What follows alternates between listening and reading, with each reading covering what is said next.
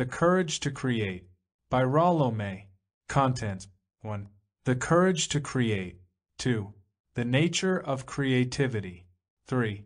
Creativity and the unconscious. 4. Creativity and encounter. 5. The Delphic Oracle as therapist. 6. On the limits of creativity. 7. Passion for form. Preface. All my life I have been haunted by the fascinating questions of creativity. Why does an original idea in science and in art pop up from the unconscious at a given moment? What is the relation between talent and the creative act, and between creativity and death? Why does a mime or a dance give us such delight?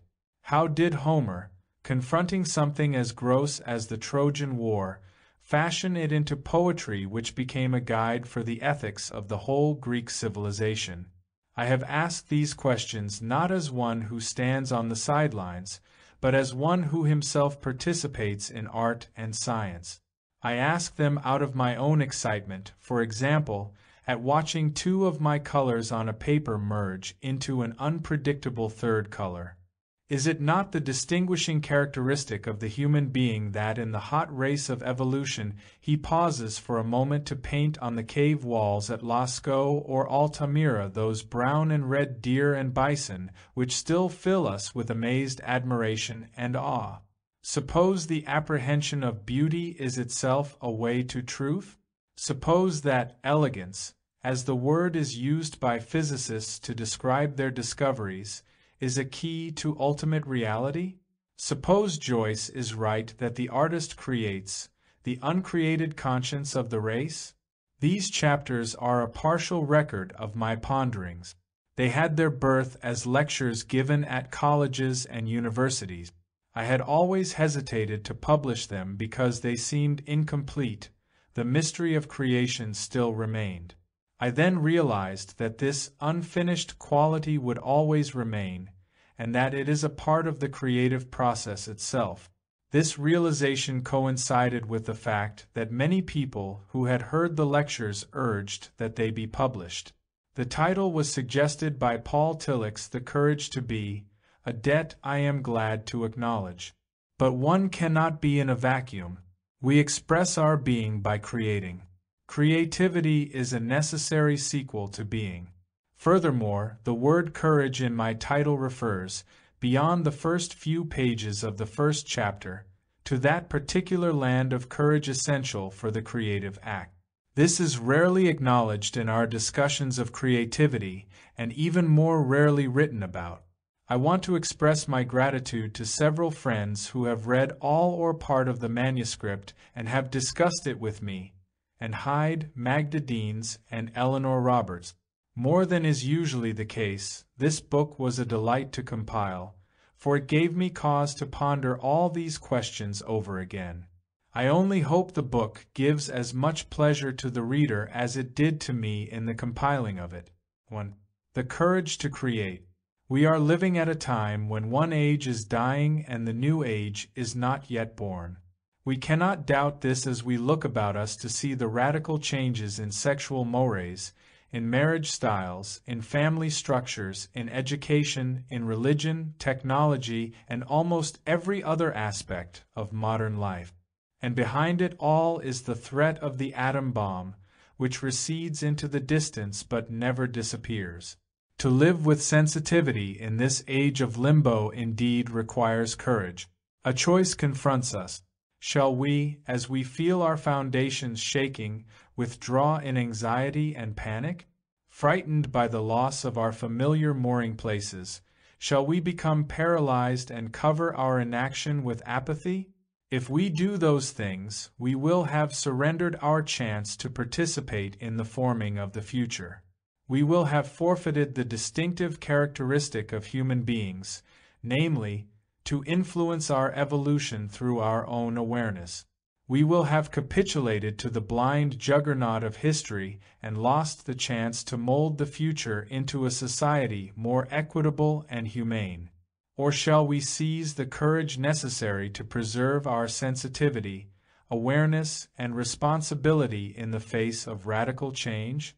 Shall we consciously participate, on however small the scale, in the forming of the new society? I hope our choice will be the latter, for I shall speak on that basis. We are called upon to do something new, to confront a no-man's land, to push into a forest where there are no well-worn paths and from which no one has returned to guide us. This is what the existentialists call the anxiety of nothingness. To live into the future means to leap into the unknown, and this requires a degree of courage for which there is no immediate precedent and which few people realize. 1. What is courage? This courage will not be the opposite of despair. We shall often be faced with despair, as indeed every sensitive person has been during the last several decades in this country. Hence Kierkegaard and Nietzsche and Camus and Sartre have proclaimed that courage is not the absence of despair. It is, rather, the capacity to move ahead in spite of despair. Nor is the courage required mere stubbornness. We shall surely have to create with others. But if you do not express your own original ideas, if you do not listen to your own being, you will have betrayed yourself. Also, you will have betrayed our community in failing to make your contribution to the whole. A chief characteristic of this courage is that it requires a centeredness within our own being, without which we would feel ourselves to be a vacuum. The emptiness within corresponds to an apathy without, and apathy adds up, in the long run, to cowardice. That is why we must always base our commitment in the center of our own being, or else no commitment will be ultimately authentic. Courage, furthermore, is not to be confused with rashness. What masquerades as courage may turn out to be simply a bravado used to compensate for one's unconscious fear and to prove one's machismo, like the hot flyers in World War II. The ultimate end of such rashness is getting oneself killed, or at least one's head battered in with a policeman's billy club, both of which are scarcely productive ways of exhibiting courage. Courage is not a virtue or value among other personal values like love or fidelity. It is the foundation that underlies and gives reality to all other virtues and personal values. Without courage, our love pales into mere dependency. Without courage, our fidelity becomes conformism. The word courage comes from the same stem as the French word cœur, meaning heart. Thus, just as one's heart, by pumping blood to one's arms, legs, and brain enables all the other physical organs to function, so courage makes possible all the psychological virtues. Without courage, other values wither away into mere facsimiles of virtue. In human beings, courage is necessary to make being and becoming possible. An assertion of the self, a commitment, is essential if the self is to have any reality. This is the distinction between human beings and the rest of nature. The acorn becomes an oak by means of automatic growth. No commitment is necessary. The kitten similarly becomes a cat on the basis of instinct. Nature and being are identical in creatures like them. But a man or woman becomes fully human only by his or her choices and his or her commitment to them. People attain worth and dignity by the multitude of decisions they make from day by day. These decisions require courage. This is why Paul Tillich speaks of courage as ontological. It is essential to our being. 2. Physical courage. This is the simplest and most obvious kind of courage. In our culture, physical courage takes its form chiefly from the myths of the frontier. Our prototypes have been the pioneer heroes who took the law into their own hands, who survived because they could draw a gun faster than their opponent, who were, above all things, self-reliant and could endure the inevitable loneliness in homesteading with the nearest neighbor 20 miles away. But the contradictions in our heritage from this frontier are immediately clear to us. Regardless of the heroism it generated in our forebears, this kind of courage has now not only lost its usefulness, but has degenerated into brutality. When I was a child in a small Midwest town, boys were expected to fistfight. But our mothers represented a different viewpoint, so the boys often got licked at school and then whipped for fighting when they came home. This is scarcely an effective way to build character. As a psychoanalyst, I hear time and again of men who had been sensitive as boys and who could not learn to pound others into submission. Consequently, they go through life with the conviction that they are coward. America is among the most violent of the so-called civilized nations. Our homicide rate is 3 to 10 times higher than that of the nations of Europe. An important cause of this is the influence of that frontier brutality of which we are the heirs. We need a new kind of physical courage that will neither run rampant in violence nor require our assertion of egocentric power over other people. I propose a new form of courage of the body, the use of the body not for the development of musclemen, but for the cultivation of sensitivity. This will mean the development of the capacity to listen with the body. It will be, as Nietzsche remarked, a learning to think with the body. It will be a valuing of the body as the means of empathy with others, as expression of the self, as a thing of beauty, and as a rich source of pleasure. Such a view of the body is already emerging in America through the influence of yoga, meditation, Zen Buddhism, and other religious psychologies from the Orient. In these traditions, the body is not condemned, but is valued as a source of justified pride. I propose this for our consideration as the kind of physical courage we will need for the new society toward which we are moving. 3. Moral courage. A second kind of courage is moral courage. The persons I have known or have known of who have great moral courage have generally abhorred violence.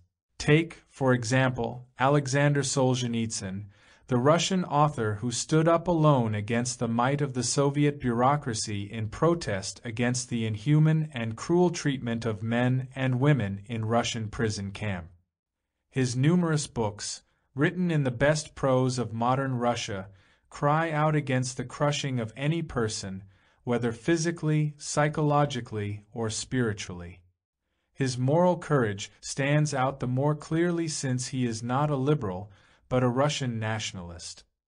He became the symbol of a value lost sight of in a confused world, that the innate worth of a human being must be revered solely because of his or her humanity and regardless of his or her politic. A Dostoevskian character out of old Russia, as Stanley Kunitz describes him, Solzhenitsyn proclaimed, "I would gladly give my life if it would advance the cause of truth."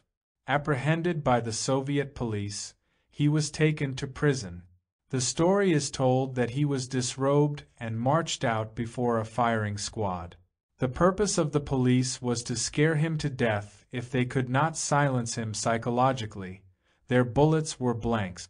Undaunted, Solzhenitsyn now lives as an exile in Switzerland, where he pursues his gadfly role and levels the same kind of criticism at other nations, like the United States, at the points where our democracy obviously stands in need of radical revision. So long as there exist persons with the moral courage of a Solzhenitsyn, we can be sure that the triumph of man, the robot, has not yet arrived.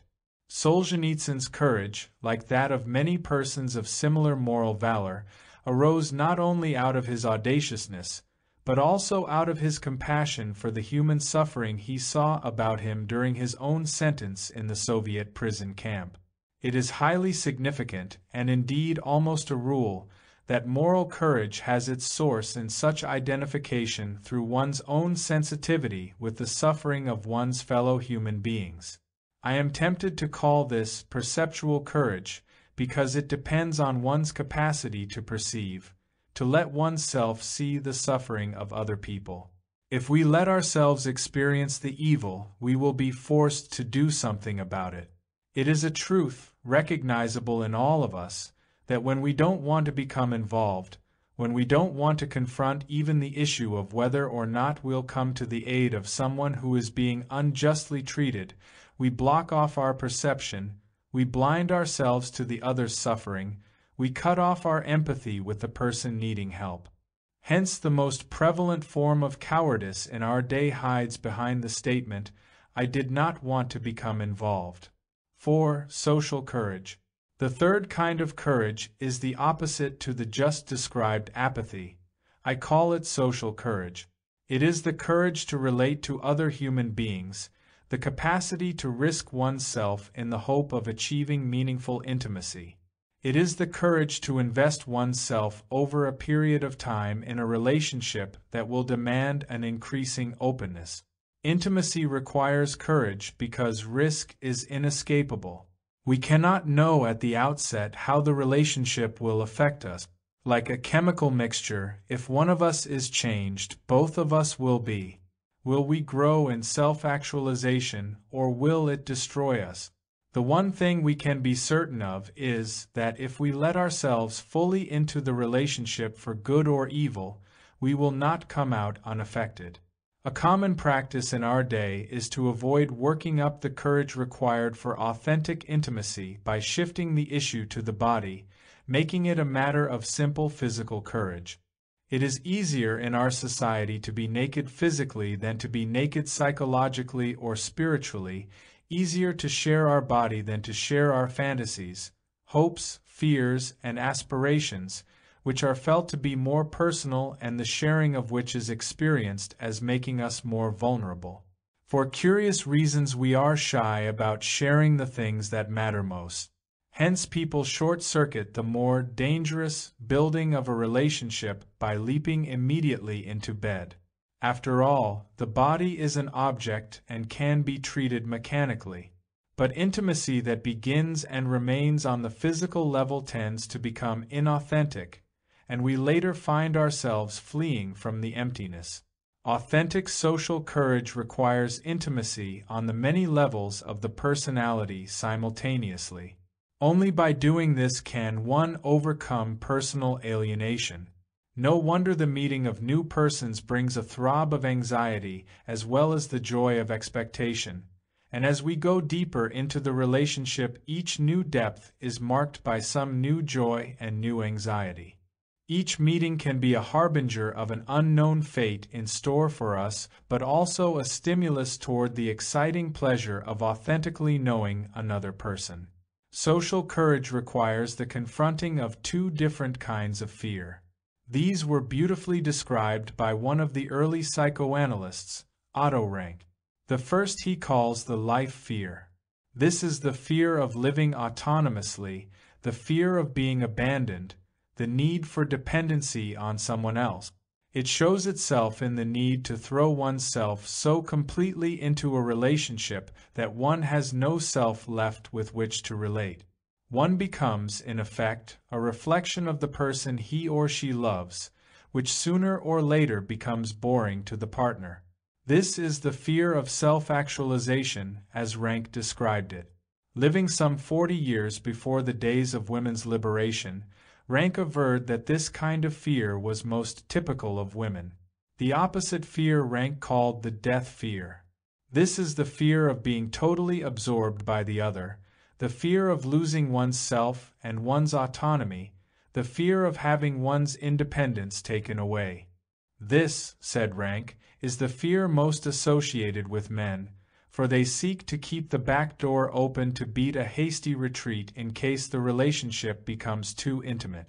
Actually, if Rank had lived on into our day, he would have agreed that both kinds of fear have to be confronted, in varying proportions to be sure, by both men and women. All our lives we oscillate between these two fears. They are, indeed, the forms of anxiety that lie in wait for anyone who cares for another. But the confronting of these two fears, and the awareness that one grows not only by being oneself but also by participating in other selves, is necessary if we are to move towards self-realization. Albert Camus, in Exile and the Kingdom, wrote a story that illustrates these two opposite kinds of courage. The Artist at Work is a tale of a poor Parisian painter who could scarcely get enough money to buy bread for his wife and children. When the artist is on his deathbed, his best friend finds the canvas on which the painter was working. It is blank except for one word, unclearly written and in very small letters, that appears in the center. The word can either be solitary, being alone, keeping one's distance from events, maintaining the peace of mind necessary for listening to one's deeper self. Or it can be solidary, living in the marketplace. Solidarity, involvement, or identifying with the masses, as Karl Marx put it. Opposites though they are, both solitude and solidarity are essential if the artist is to produce works that are not only significant to his or her age, but that will also speak to future generations. 5. One paradox of courage. A curious paradox characteristic of every kind of courage here confronts us. It is the seeming contradiction that we must be fully committed, but we must also be aware at the same time that we might possibly be wrong. This dialectic relationship between conviction and doubt is characteristic of the highest types of courage, and gives the lie to the simplistic definitions that identify courage with mere growth. People who claim to be absolutely convinced that their stand is the only right one are dangerous. Such conviction is the essence not only of dogmatism, but of its more destructive cousin, fanaticism. It blocks off the user from learning new truth, and it is a dead giveaway of unconscious doubt. The person then has to double his or her protests in order to quiet not only the opposition but his or her own unconscious doubts as well. Whenever I heard, as we all did often during the Nixon-Watergate days, the "I am absolutely convinced" tone or the "I want to make this absolutely clear" statement emanating from the White House, I braced myself, for I knew that some dishonesty was being perpetrated by the telltale sign of overemphasis. Shakespeare aptly said, "The lady or the politician doth protest too much, methinks." In such a time, one longs for the presence of a leader like Lincoln, who openly admitted his doubts and as openly preserved his commitment. It is infinitely safer to know that the man at the top has his doubts, as you and I have ours, yet has the courage to move ahead in spite of these doubts. In contrast to the fanatic who has stockaded himself against new truth, the person with the courage to believe and at the same time to admit his doubts is flexible and open to new learning. Paul Cézanne strongly believed that he was discovering and painting a new form of space which would radically influence the future of art, yet he was at the same time filled with painful and ever-present doubts. The relationship between commitment and doubt is by no means an antagonistic one. Commitment is healthiest when it is not without doubt, but in spite of doubt. To believe fully and at the same moment to have doubts is not at all a contradiction. It presupposes a greater respect for truth, an awareness that truth always goes beyond anything that can be said or done at any given moment. To every thesis there is an antithesis, and to this there is a synthesis. Truth is thus a never-dying process. We then know the meaning of the statement attributed to Leibniz. I would walk 20 miles to listen to my worst enemy if I could learn something. 6. Creative courage. This brings us to the most important kind of courage of all. Whereas moral courage is the righting of wrongs, creative courage, in contrast, is the discovering of new forms, new symbols, new patterns on which a new society can be built. Every profession can and does require some creative courage. In our day, technology and engineering, diplomacy, business, and certainly teaching, all of these professions and scores of others are in the midst of radical change and require courageous persons to appreciate and direct this change.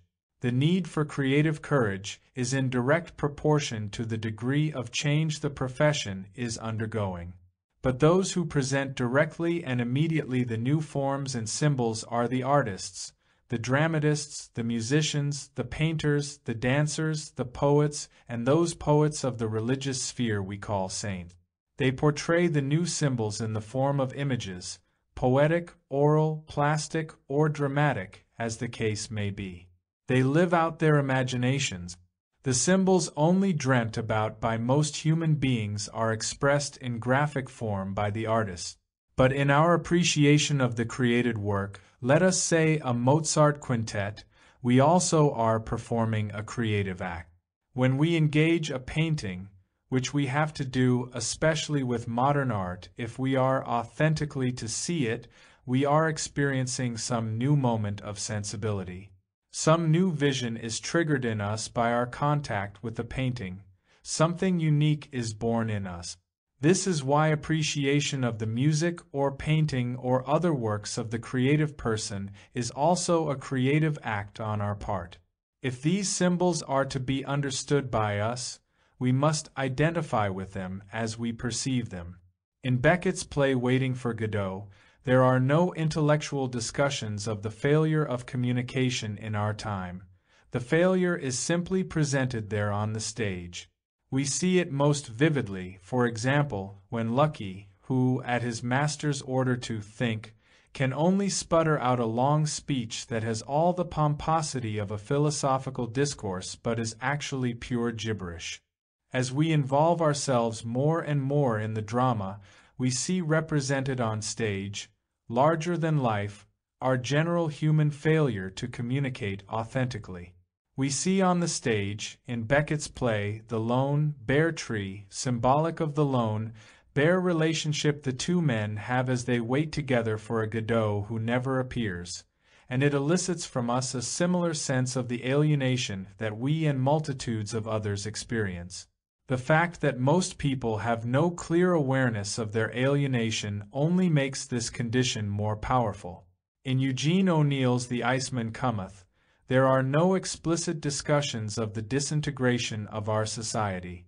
It is shown as a reality in the drama. The nobility of the human species is not talked about, but is presented as a vacuum on the stage. Because this nobility is such a vivid absence, an emptiness that fills the play, you leave the theater with a profound sense of the importance of being human, as you do after having seen Macbeth or King Lear. O'Neill's capacity to communicate that experience places him among the significant tragedians of history. Artists can portray these experiences in music or words or clay or marble or on canvas because they express what Jung calls the collective unconscious. This phrase may not be the most felicitous, but we know that each of us carries in buried dimensions of our being some basic forms, partly generic and partly experiential in origin. It is these the artist expresses. Thus the artists, in which term I hereafter include the poets, musicians, dramatists, plastic artists, as well as saints, are a due line, to use McLuhan's phrase. They give us a distant early warning of what is happening to our culture. In the art of our day we see symbols galore of alienation and anxiety. But at the same time there is form amid discord, beauty amid ugliness, some human love in the midst of hatred, a love that temporarily triumphs over death but always loses out in the long run. The artists thus express the spiritual meaning of their culture. Our problem is, can we read their meaning aright? Take Giotto in what is called the Little Renaissance, which burgeoned in the 14th century. In contrast to the two-dimensional medieval mosaics, Giotto presents a new way of seeing life and nature. He gives his paintings 3 dimensions, and we now see human beings and animals expressing and calling forth from us such specific human emotions as care, or pity, or grief, or joy. In the previous two-dimensional mosaics in the churches of the Middle Ages, we feel no human being is necessary to see them, they have their own relationship to God. But in Giotto, a human being viewing the picture is required, and this human being must take his stance as an individual in relation to the picture. Thus the new humanism and the new relation to nature that were to become central in the Renaissance are here born, 100 years before the Renaissance proper. In our endeavor to grasp these symbols of art, we find ourselves in a realm that beggars our usual conscious thinking. Our task is quite beyond the reach of logic. It brings us to an area in which there are many paradoxes. Take the idea expressed in Shakespeare's 4 lines at the end of Sonnet 64. Ruin hath taught me thus to ruminate, that time will come and take my love away. This thought is as a death, which cannot choose but weep to have that which it fears to lose. If you have been trained to accept the logic of our society, you will ask, why does he have to weep to have his love? Why can he not enjoy his love? Thus our logic pushes us always toward adjustment, an adjustment to a crazy world and to a crazy life. And worse yet, we cut ourselves off from understanding the profound depths of experience that Shakespeare is here expressing. We have all had such experiences, but we tend to cover them over. We may look at an autumn tree so beautiful in its brilliant colors that we feel like weeping, or we may hear music so lovely that we are overcome with sadness.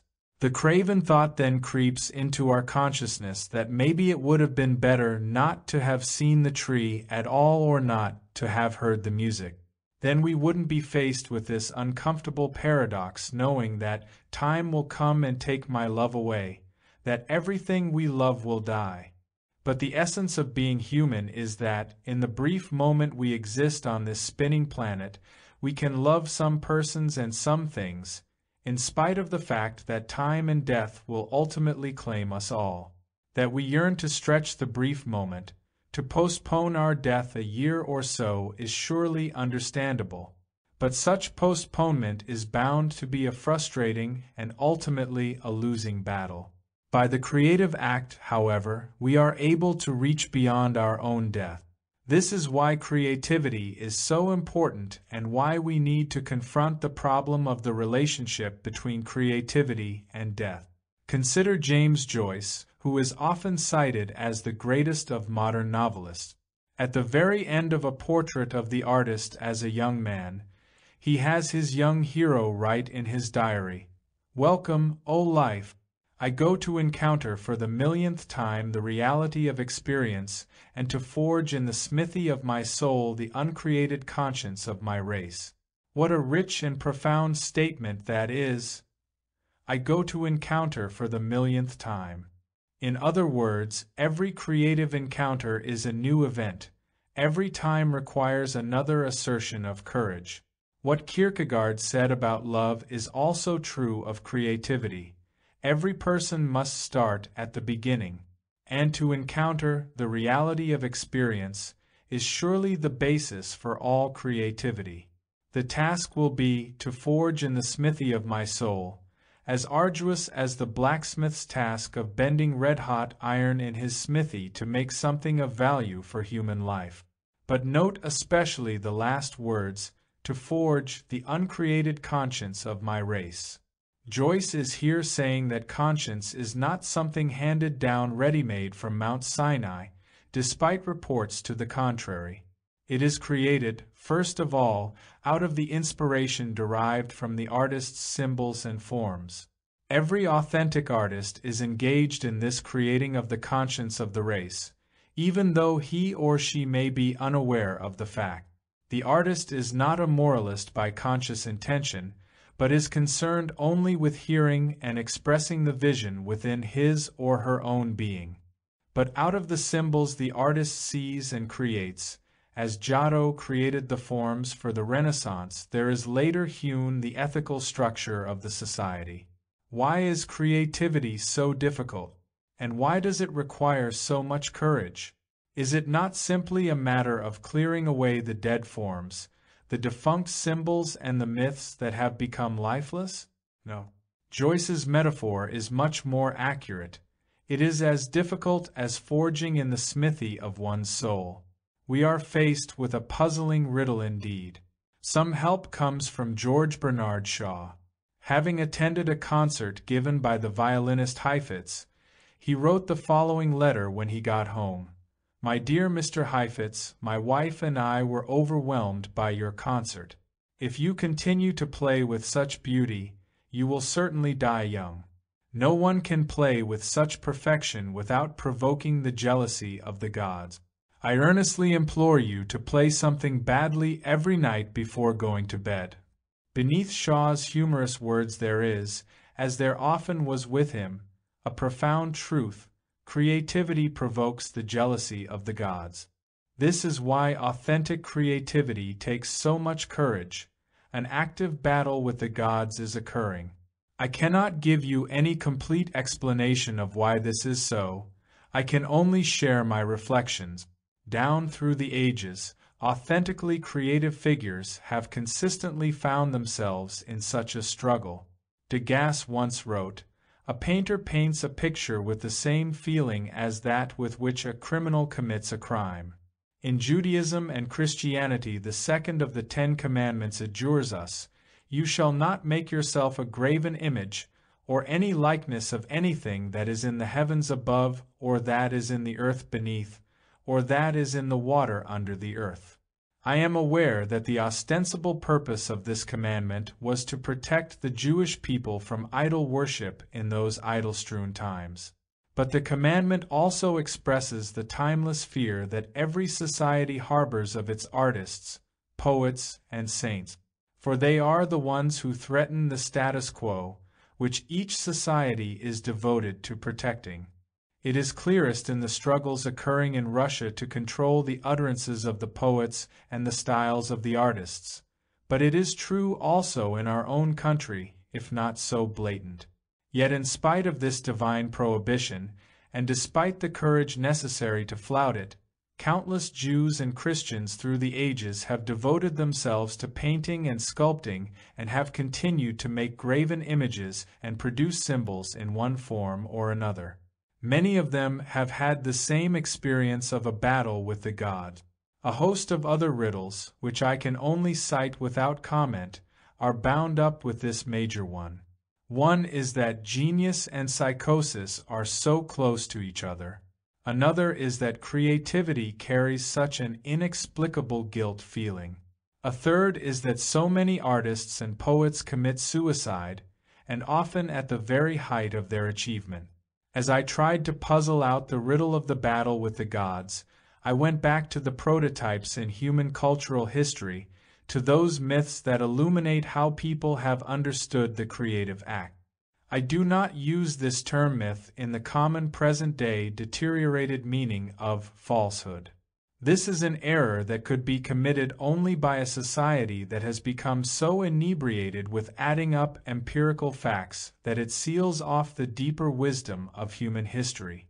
I use myth as meaning, rather, a dramatic presentation of the moral wisdom of the race. The myth uses the totality of the senses rather than just the intellect.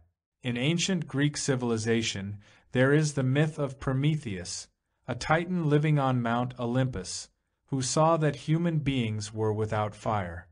His stealing fire from the gods and giving it to humankind is taken henceforth by the Greeks as the beginning of civilization, not only in cooking and in the weaving of textiles, but in philosophy, science, drama, and in culture itself.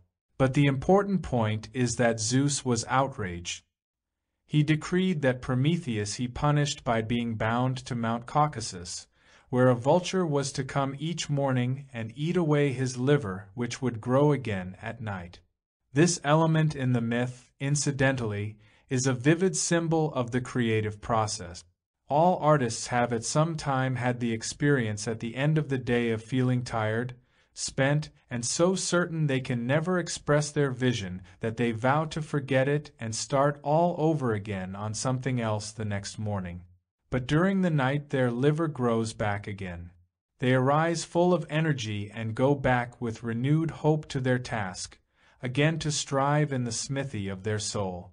Lest anyone think the myth of Prometheus can be brushed aside as merely an idiosyncratic tale concocted by playful Greeks, let me remind you that in the Judeo-Christian tradition almost exactly the same truth is presented.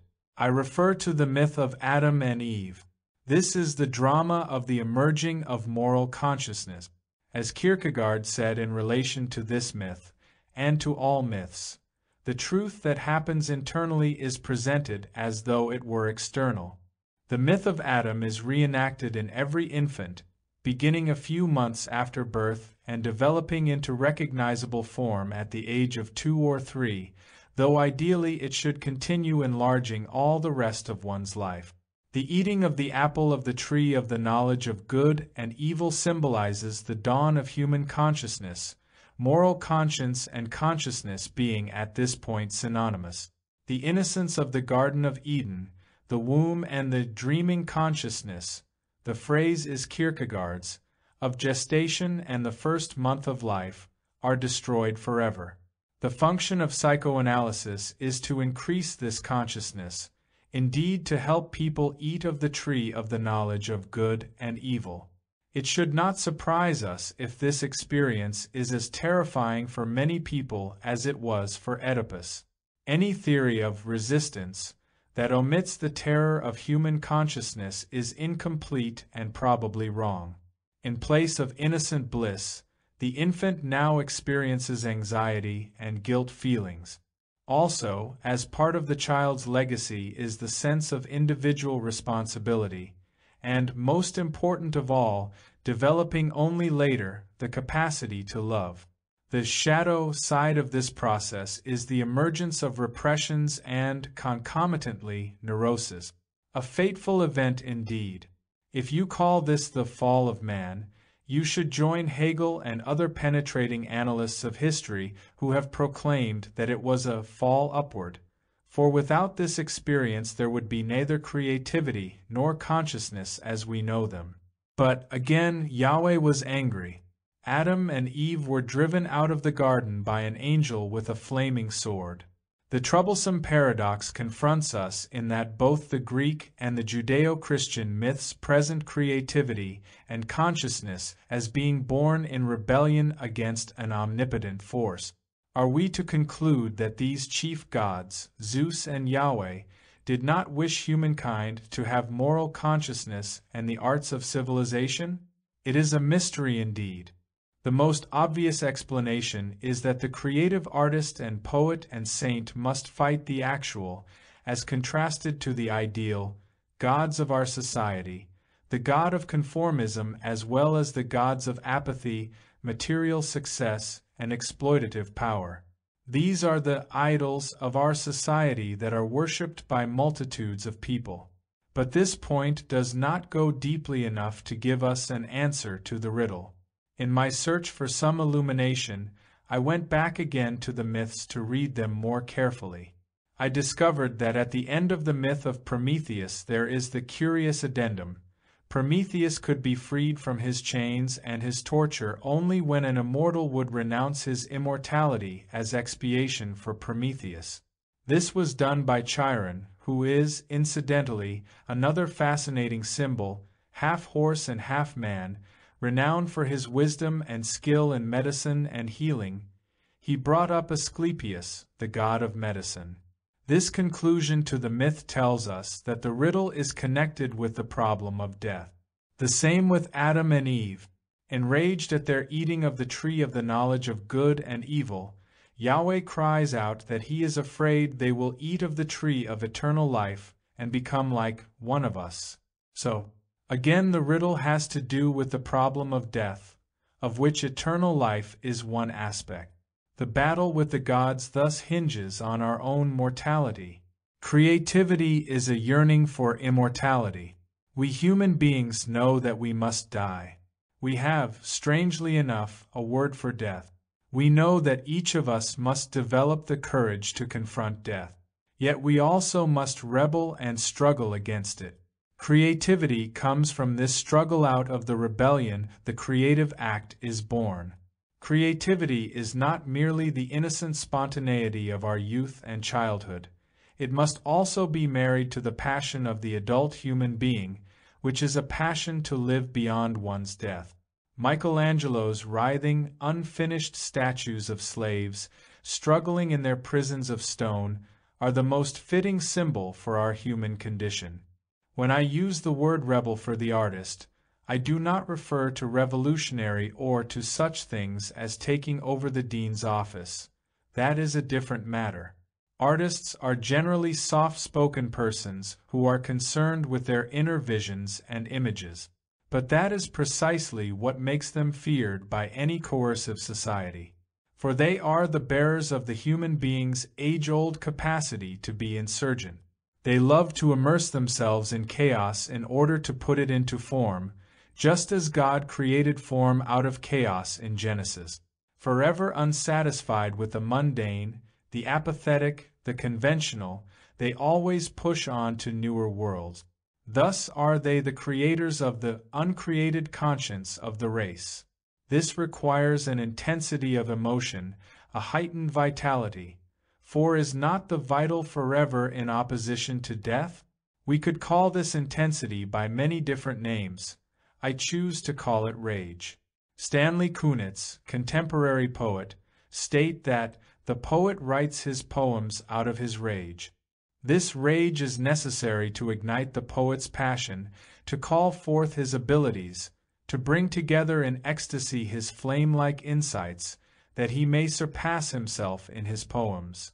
The rage is against injustice, of which there is certainly plenty in our society. But ultimately it is rage against the prototype of all injustice, death. We recall the first lines of a poem by another contemporary poet, Dylan Thomas, on the death of his father.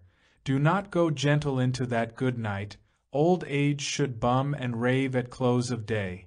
Rage, rage against the dying of the light. And the poem ends. And you, my father, there on the sad height, curse, bless me now with your fierce tears, I pray.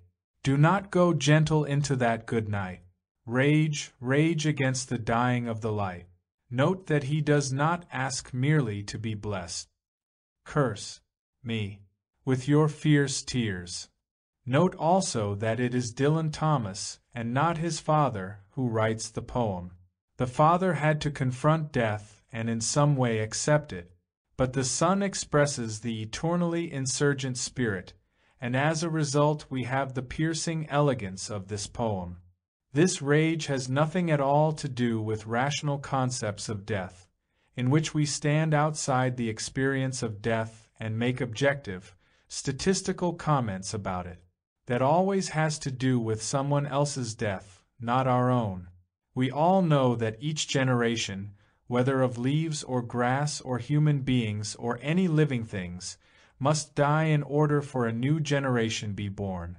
I am speaking of death in a different sense. A child has a dog, and the dog dies. The child's grief is mixed with deep anger. If someone tries to explain death in the objective, evolutionary way to him, everything dies, and dogs die sooner than human beings, he may well strike out against the explainer. The child probably knows all that anyway. His real sense of loss and betrayal comes from the fact that his love for his dog and the dog's devotion to him are now gone. It is the personal, subjective experience of death of which I am speaking. As we grow older, we learn how to understand each other better. Hopefully, we learn also to love more authentically. Understanding and love require a wisdom that comes only with age. But at the highest point in the development of that wisdom, we will be blotted out. No longer will we see the trees turning scarlet in the autumn. No longer will we see the grass pushing up so tenderly in the spring. Each of us will become only a memory that will grow fainter every year. This most difficult of truths is put by another modern poet, Marianne Moore, into these words. What is our innocence? What is our guilt? All are naked, none is safe. And whence is courage? And then, after considering death and how we can confront it, she ends her poem. So he who strongly feels, behave. The very bird, grown taller as he sings, steals his form straight up. Though he is captive, his mighty singing says, satisfaction is a lowly thing, how pure a thing is joy. This is mortality, this is eternity. Thus mortality is at last brought into antiphony with its opposite, eternity. For many people the relating of rebellion to religion will be a hard truth. It brings with it the final paradox.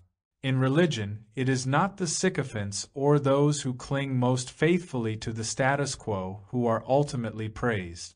It is the insurgents.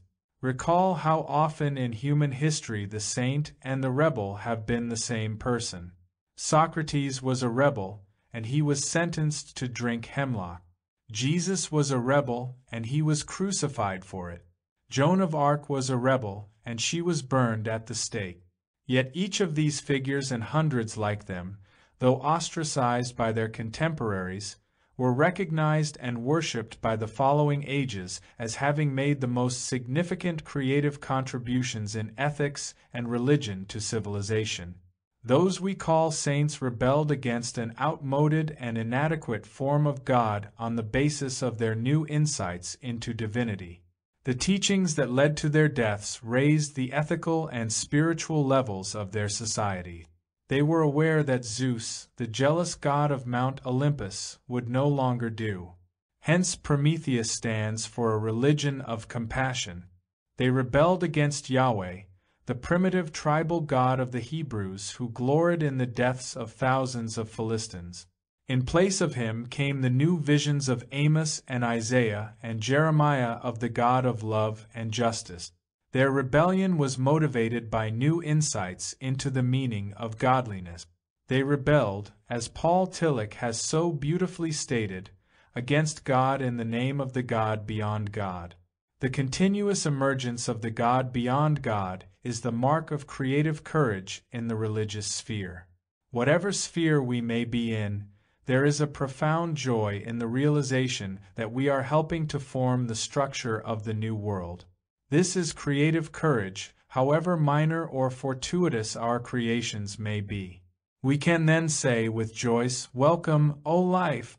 We go for the millionth time to forge in the smithy of our souls the uncreated conscience of the race.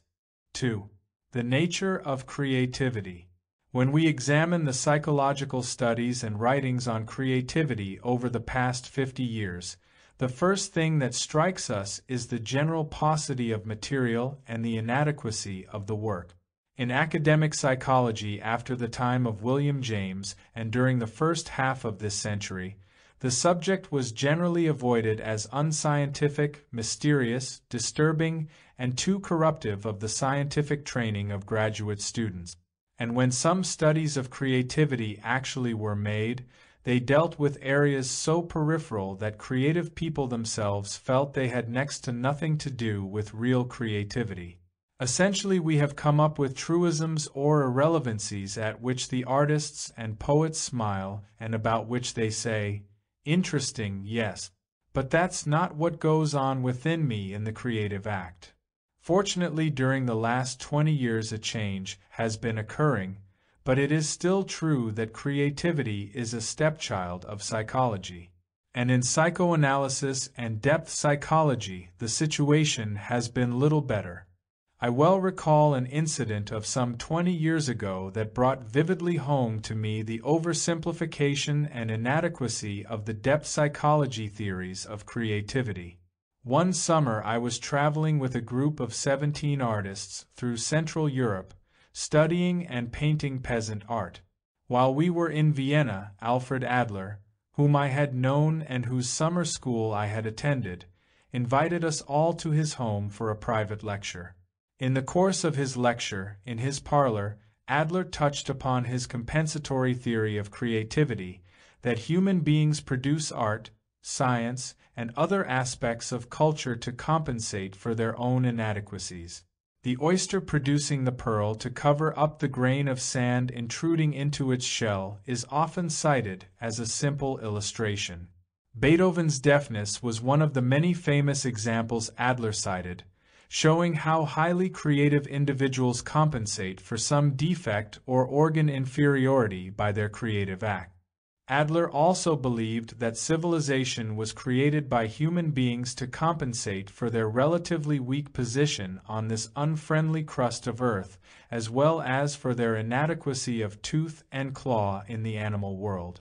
Then Adler, having entirely forgotten he was addressing a group of artists, looked around the room and remarked, Since I see that very few of you are wearing glasses, I assume that you are not interested in art. The oversimplification this theory of compensation is subject to was thus dramatically exposed.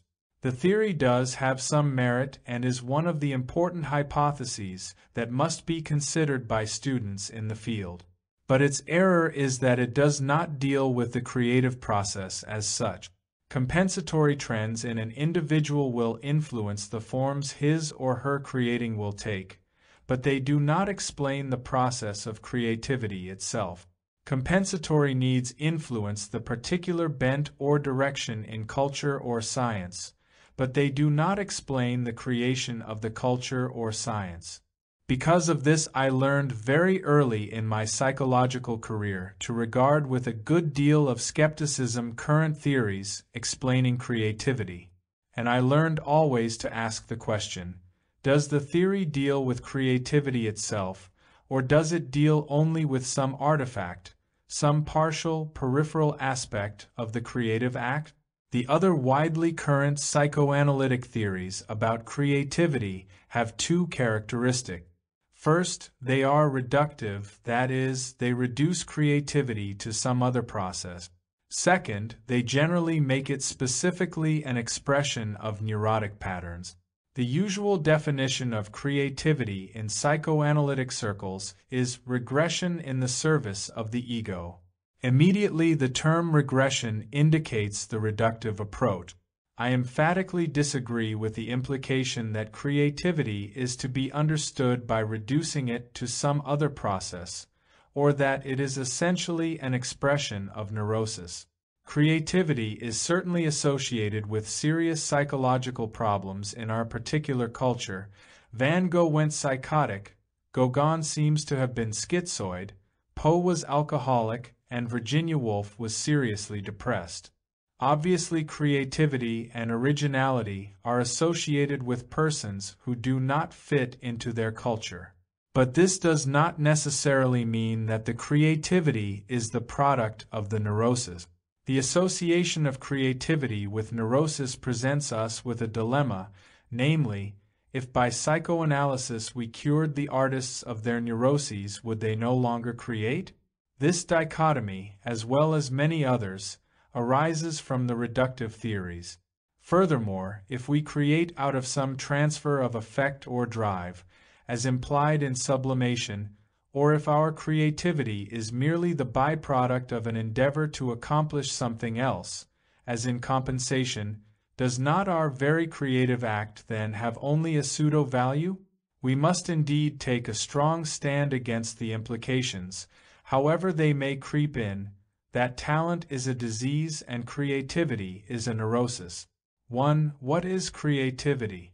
When we define creativity, we must make the distinction between its pseudo-forms, on the one hand, that is, creativity as a superficial aestheticism, and, on the other, its authentic form, that is, the process of bringing something new into being. The crucial distinction is between art as artificiality, as in artifice or artful, and genuine art.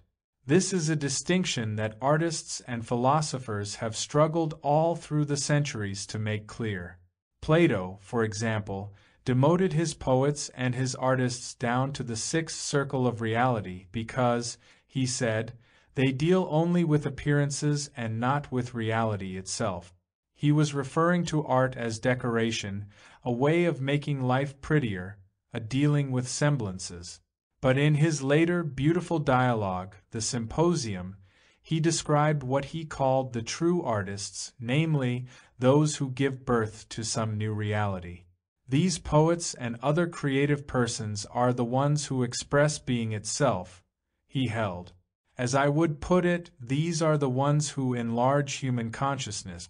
Their creativity is the most basic manifestation of a man or woman fulfilling his or her own being in the world. Now we must make the above distinction clear if our inquiries into creativity are to get below the surface.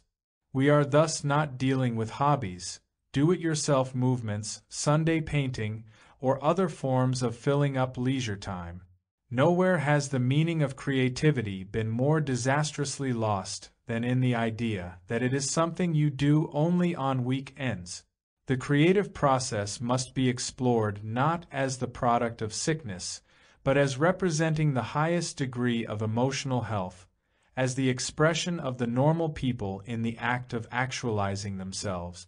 Creativity must be seen in the work of the scientist as well as in that of the artist, in the thinker as well as in the aesthetician, and one must not rule out the extent to which it is present in captains of modern technology as well as in a mother's normal relationship with her child. Creativity, as Webster's rightly indicates, is basically the process of making, of bringing into being. 2. The creative process. Let us now inquire into the nature of the creative process, and seek our answers by trying to describe as accurately as possible what actually happens in individuals at the moment of the creative act. I shall speak mostly about artists because I know them, have worked with them, and to some extent am one myself. This does not mean that I underestimate creativity in other activities. I assume that the following analysis of the nature of creativity will apply to all men and women during their creative moment. The first thing we notice in a creative act is that it is an encounter.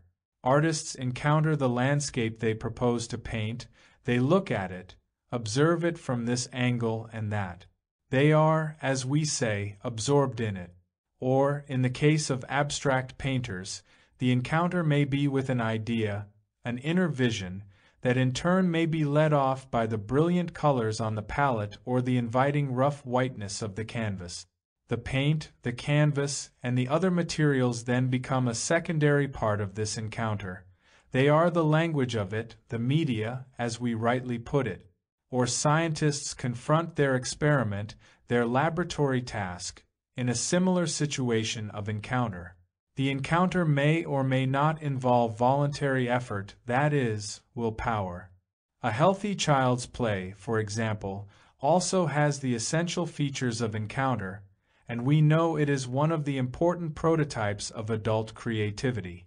The essential point is not the presence or absence of voluntary effort, but the degree of absorption, the degree of intensity, which we shall deal with in detail later. There must be a specific quality of engagement. Now we come upon one important distinction between escapist creativity on the one hand and that which is genuine on the other.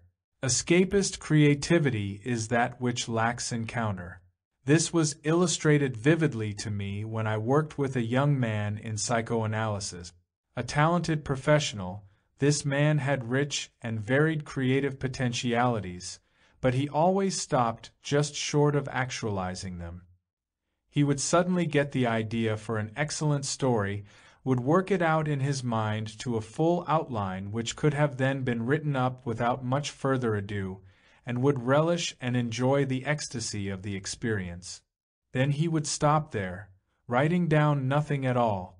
It was as though the experience of seeing himself as one who was able to write, as being just about to write, had within it what he was really seeking and brought its own reward. Hence he never actually created. This was a fairly baffling problem to him and to me.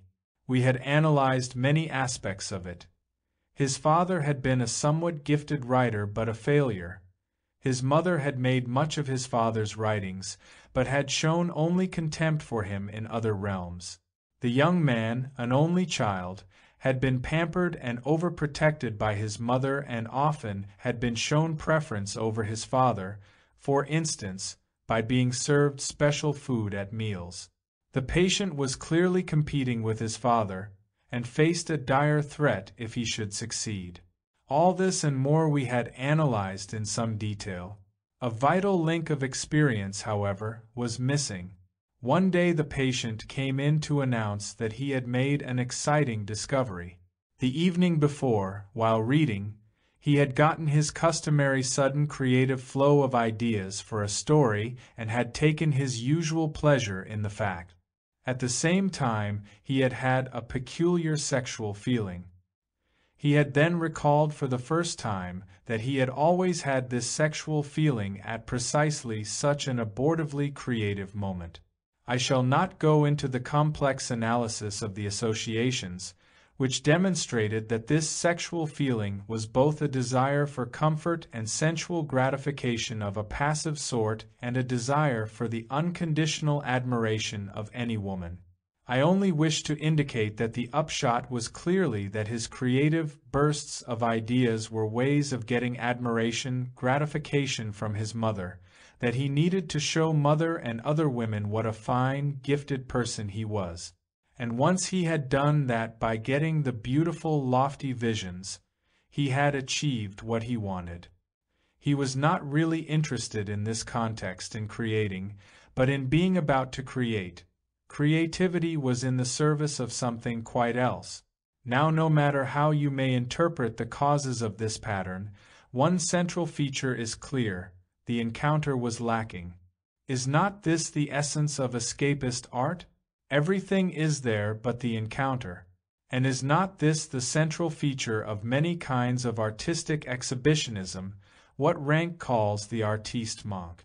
We cannot make a valid distinction by saying one kind of art is neurotic and the other healthy. Who is to judge that?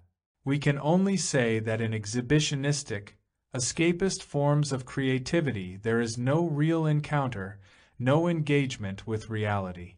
That isn't what the young man is after. He wants to be passively accepted and admired by mother. In cases of this kind it is accurate to speak of regression in the negative sense. But the crucial point is that we are dealing with something quite different from creativity. The concept of encounter also enables us to make clearer the important distinction between talent and creativity. Talent may well have its neurological correlates and can be studied as given to a person. A man or woman may have talent whether he or she uses it or not. Talent can probably be measured in the person as such. But creativity can be seen only in the act. If we were purists, we would not speak of a creative person, but only of a creative act. Sometimes, as in the case of Picasso, we have great talent and at the same time great encounter and, as a result, great creativity. Sometimes we have great talent and truncated creativity, as many people felt in the case of Scott Fitzgerald. Sometimes we have a highly creative person who seems not to have much talent. It was said of the novelist Thomas Wolfe, who was one of the highly creative figures of the American scene, that he was a genius without talent. But he was so creative because he threw himself so completely into his material and the challenge of saying it. He was great because of the intensity of his encounter. 3. Intensity of the encounter. This leads us to the second element in the creative act, namely, the intensity of the encounter. Absorption, being caught up in, wholly involved, and so on, are used commonly to describe the state of the artist or scientist when creating or even the child at play. By whatever name one calls it, genuine creativity is characterized by an intensity of awareness, a heightened consciousness. Artists, as well as you and I in moments of intensive encounter, experience quite clear neurological changes. These include quickened heartbeat, higher blood pressure, increased intensity and constriction of vision, with eyelids narrowed so that we can see more vividly the scene we are painting. We become oblivious to things around us, as well as to the passage of time. We experience a lessening of appetite. Persons engaged in a creative act lose interest in eating at the moment and may work right through mealtime without noticing it. Now all of these correspond to an inhibiting of the functioning of the parasympathetic division of the autonomic nervous system, which has to do with ease, comfort, nourishment, and an activation of the sympathetic nervous division. And lo and behold, we have the same picture that Walter B. Cannon described as the flight-fight mechanism, the energizing of the organism for fighting or fleeing. This is the neurological correlate of what we find, in broad terms, in anxiety and fear. But what the artist or creative scientist feels is not anxiety or fear, it is joy. I use the word in contrast to happiness or pleasure. The artist, at the moment of creating, does not experience gratification or satisfaction, though this may be the case later, after he or she has a highball or a pipe in the evening. Rather, it is joy, joy defined as the emotion that goes with heightened consciousness, the mood that accompanies the experience of actualizing one's own potentialities. Now, this intensity of awareness is not necessarily connected with conscious purpose or willing. It may occur in reverie or in dreams, or from so-called unconscious levels. An eminent New York professor related an illustrative story. He had been searching for a particular chemical formula for some time, but without success. One night, while he was sleeping, he had a dream in which the formula was worked out and displayed before him. He woke up, and in the darkness he excitedly wrote it down on a piece of tissue, the only thing he could find. But the next morning he could not read his own scribbling. Every night thereafter, upon going to bed, he would concentrate his hopes on dreaming the dream again. Fortunately, after some nights he did, and he then wrote the formula down for good. It was the formula he had sought and for which he received the Nobel Prize. Though not rewarded so dramatically, we have all had similar experiences. Processes of forming, making, building go on even if we are not consciously aware of them at the time. William James once said that we learn to swim in the winter and to skate in the summer. Whether you wish to interpret these phenomena in terms of some formulation of the unconscious, or prefer to follow William James in connecting them with some neurological processes that continue even when we are not working on them, or prefer some other approach, as I do, it is still clear that creativity goes on in varying degrees of intensity on levels not directly under the control of conscious willing. Hence, the heightened awareness we are speaking of does not at all mean increased self-consciousness. It is rather correlated with abandon and absorption, and it involves a heightening of awareness in the whole personality. But let it be said immediately that unconscious insights or answers to problems that come in reverie do not come hit or miss. They may indeed occur at times of relaxation or in fantasy, or at other times when we alternate play with work. But what is entirely clear is that they pertain to those areas in which the person consciously has worked laboriously and with dedication. Purpose in the human being is a much more complex phenomenon than what used to be called willpower. Purpose involves all levels of experience. We cannot will to have insight. We cannot will creativity. But we can will to give ourselves to the encounter with intensity of dedication and commitment. The deeper aspects of awareness are activated to the extent that the person is committed to the encounter. We must also point out that this intensity of encounter is not to be identified with what is called the Dionysian aspect of creativity. You will find this word Dionysian used often in books on creative work. Taken from the name of the Greek god of intoxication and other forms of ecstasy, the term refers to the upsurge of vitality, the abandon, which characterized the ancient orgiastic revels of Dionysus. Nietzsche, in his important book The Birth of Tragedy, cites the Dionysian principle of surging vitality and the Apollonian principle of form and rational order as the two dialectical principles that operate in creativity.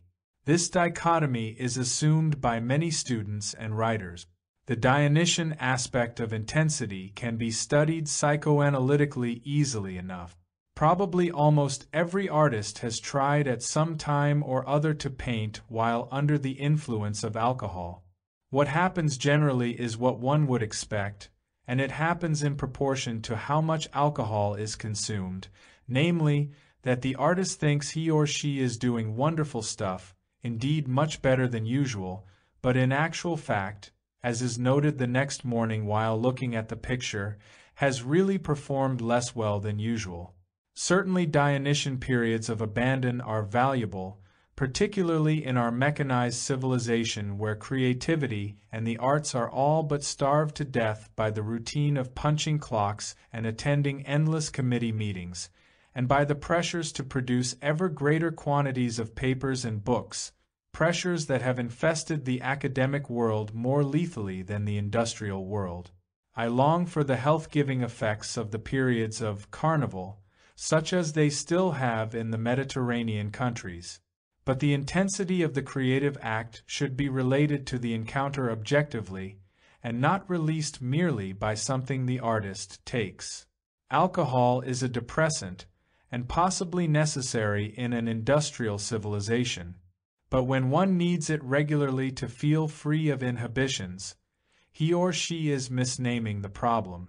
The issue really is why the inhibitions are there in the first place. The psychological studies of the upsurge of vitality and other effects that occur when such drugs are taken are exceedingly interesting, but one must sharply distinguish this from the intensity that accompanies the encounter itself. The encounter is not something that occurs merely because we ourselves have subjectively changed. It represents, rather, a real relationship with the objective world. The important and profound aspect of the Dionysian principle is that of ecstasy. It was in connection with Dionysian revels that Greek drama was developed, a magnificent summit of creativity which achieved a union of form and passion with order and vitality. Ecstasy is the technical term for the process in which this union occurs. The topic of ecstasy is one to which we should give more active attention in psychology. I use the word, of course, not in its popular and cheapened sense of hysteria, but in its historical, etymological sense of ekstasis, that is, literally to stand out from, to be freed from the usual split between subject and object which is a perpetual dichotomy in most human activity. Ecstasy is the accurate term for the intensity of consciousness that occurs in the creative act. But it is not to be thought of merely as a backsheek letting go. It involves the total person, with the subconscious and unconscious acting in unity with the conscious. It is not, thus, irrational. It is, rather, suprarational. It brings intellectual, volitional, and emotional functions into play all together. What I am saying may sound strange in the light of our traditional academic psychology. It should sound strange. Our traditional psychology has been founded on the dichotomy between subject and object, which has been the central characteristic of Western thought for the past 4 centuries. Ludwig Binswanger calls this dichotomy the cancer of all psychology and psychiatry up to now. One it is not avoided by behaviorism or operationalism, which would define experience only in objective terms. Nor is it avoided by isolating the creative experience as a purely subjective phenomenon. Most psychological and other modern schools of thought still assume this split without being aware of it. We have tended to set reason over against emotions, and have assumed, as an outgrowth of this dichotomy, that we could observe something most accurately if our emotions were not involved, that is to say, we would be least biased if we had no emotional stake at all in the matter at hand. I think this is an egregious error. There are now data in Rorschach responses, for example, that indicate that people can more accurately observe precisely when they are emotionally involved. That is, reason works better when emotions are present. The person sees sharper and more accurately when his emotions are engaged. Indeed, we cannot really see an object unless we have some emotional involvement with it. It may well be that reason works best in the state of ecstasy. The Dionysian and the Apollonian must be related to each other. Dionysian vitality rests on this question: what manner of encounter releases the vitality? What particular relation to landscape or inner vision or idea heightens the consciousness, brings forth the intensity? 4. Encounter as interrelating with the world. We arrive finally in analyzing the creative act in terms of the question, what is this intense encounter with? An encounter is always a meeting between two poles. The subjective pole is the conscious person in the creative act itself. But what is the objective pole of this dialectical relationship? I shall use a term that will sound too simple. It is the artist's or scientist's encounter with his world. I do not mean world as environment or as the sum total of things, nor do I refer at all to objects about a subject. World is the pattern of meaningful relations in which a person exists and in the design of which he or she participates. It has objective reality, to be sure, but it is not simply that. World is interrelated with the person at every moment. A continual dialectical process goes on between world and self and world. One implies the other, and neither can be understood if we omit the other. This is why one can never localize creativity as a subjective phenomenon. One can never study it simply in terms of what goes on within the person. The pole of world is an inseparable part of the creativity of an individual. What occurs is always a process, a doing, specifically a process interrelating the person and his or her world. How artists encounter their world is illustrated in the work of every genuinely creative painter. Out of the many possible examples of this, I shall choose the superb exhibition of the paintings of Mondrian shown at the Guggenheim Museum in New York in 1957-58. From his first realistic works in 1904 and 1905, all the way to his later geometrical rectangles and squares in the 1930s, one can see him struggling to find the underlying forms of the objects, particularly trees, that he was painting. He seems to have loved trees.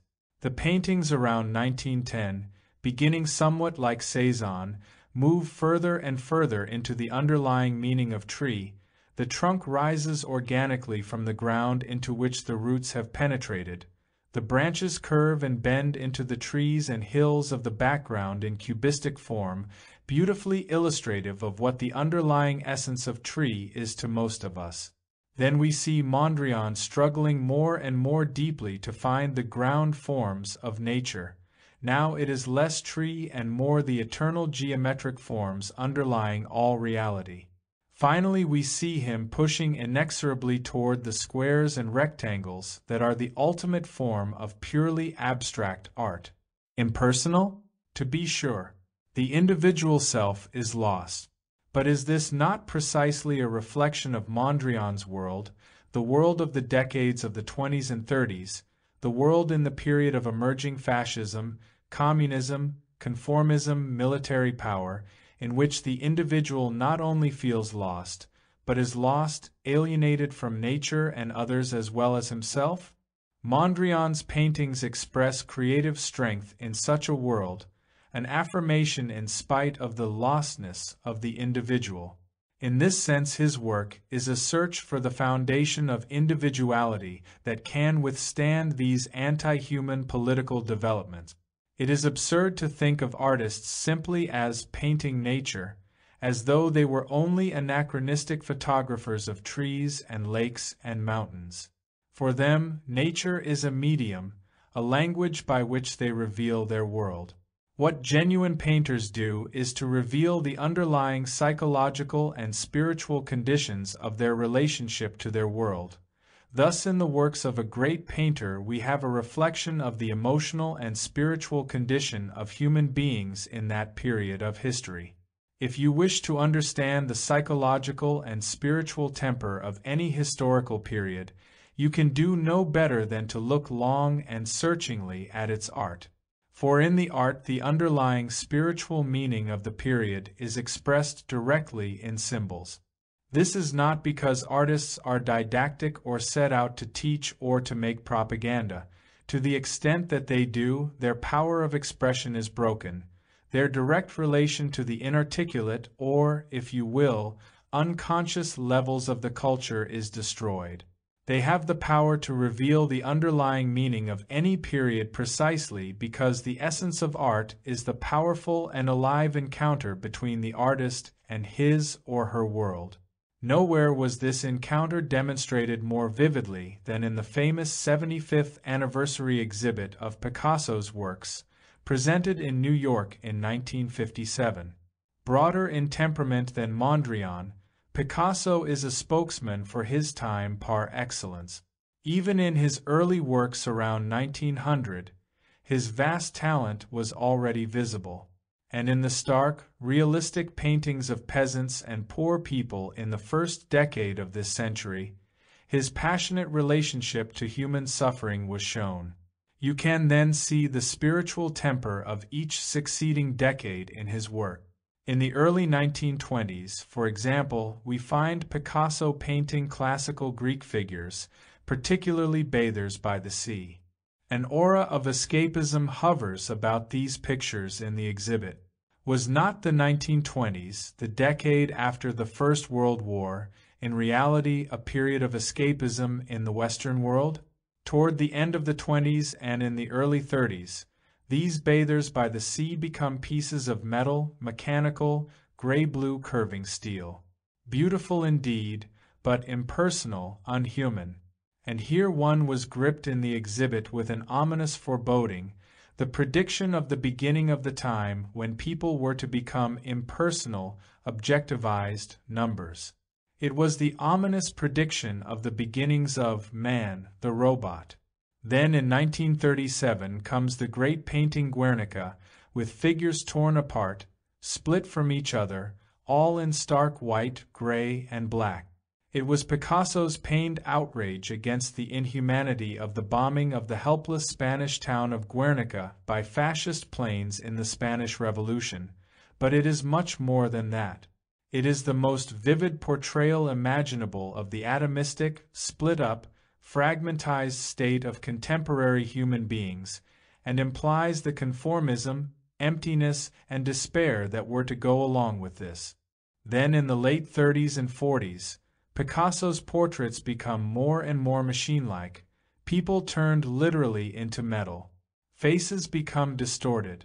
It is as though persons, individuals, do not exist anymore. Their places are taken by hideous witches. Pictures now are not named, but numbered. The bright colors the artist used in his earlier periods, and which were so delightful, are now largely gone. In these rooms at the exhibit one feels as though darkness has settled upon the earth at noon. As in the novels of Kafka, one gets a stark and gripping feeling of the modern individual's loss of humanity.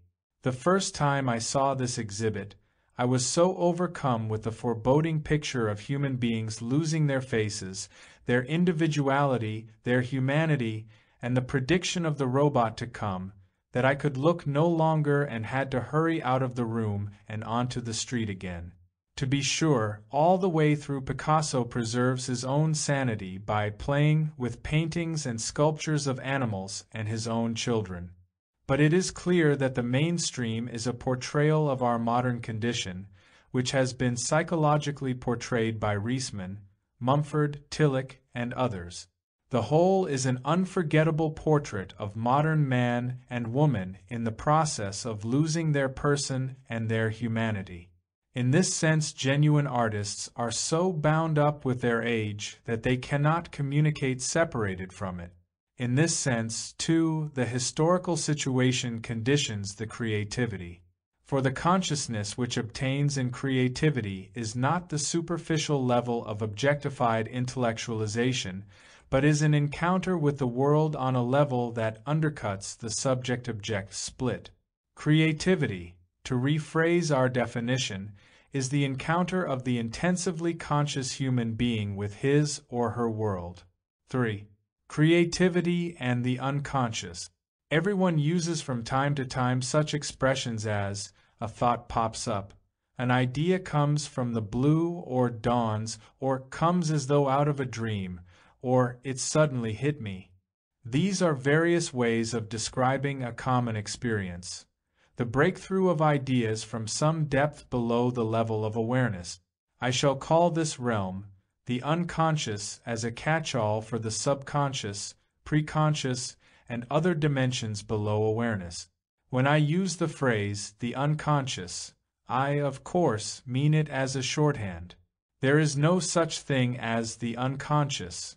It is, rather, unconscious dimensions or aspects or sources of experience. I define this unconscious as the potentialities for awareness or action which the individual cannot or will not actualize. These potentialities are the source of what can be called free creativity. The exploration of unconscious phenomena has a fascinating relationship to creativity.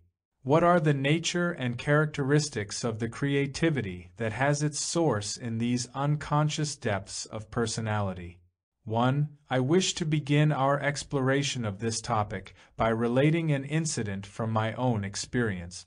When I was a graduate student doing research on the meaning of anxiety, I studied anxiety in a group of unmarried mothers, i.e., pregnant young women in their late teens and early 20s in a shelter home in New York City. I had a good, sound hypothesis on anxiety, approved by my professors and approved by me, that the predisposition toward anxiety in individuals would be proportionate to the degree to which they had been rejected by their mother.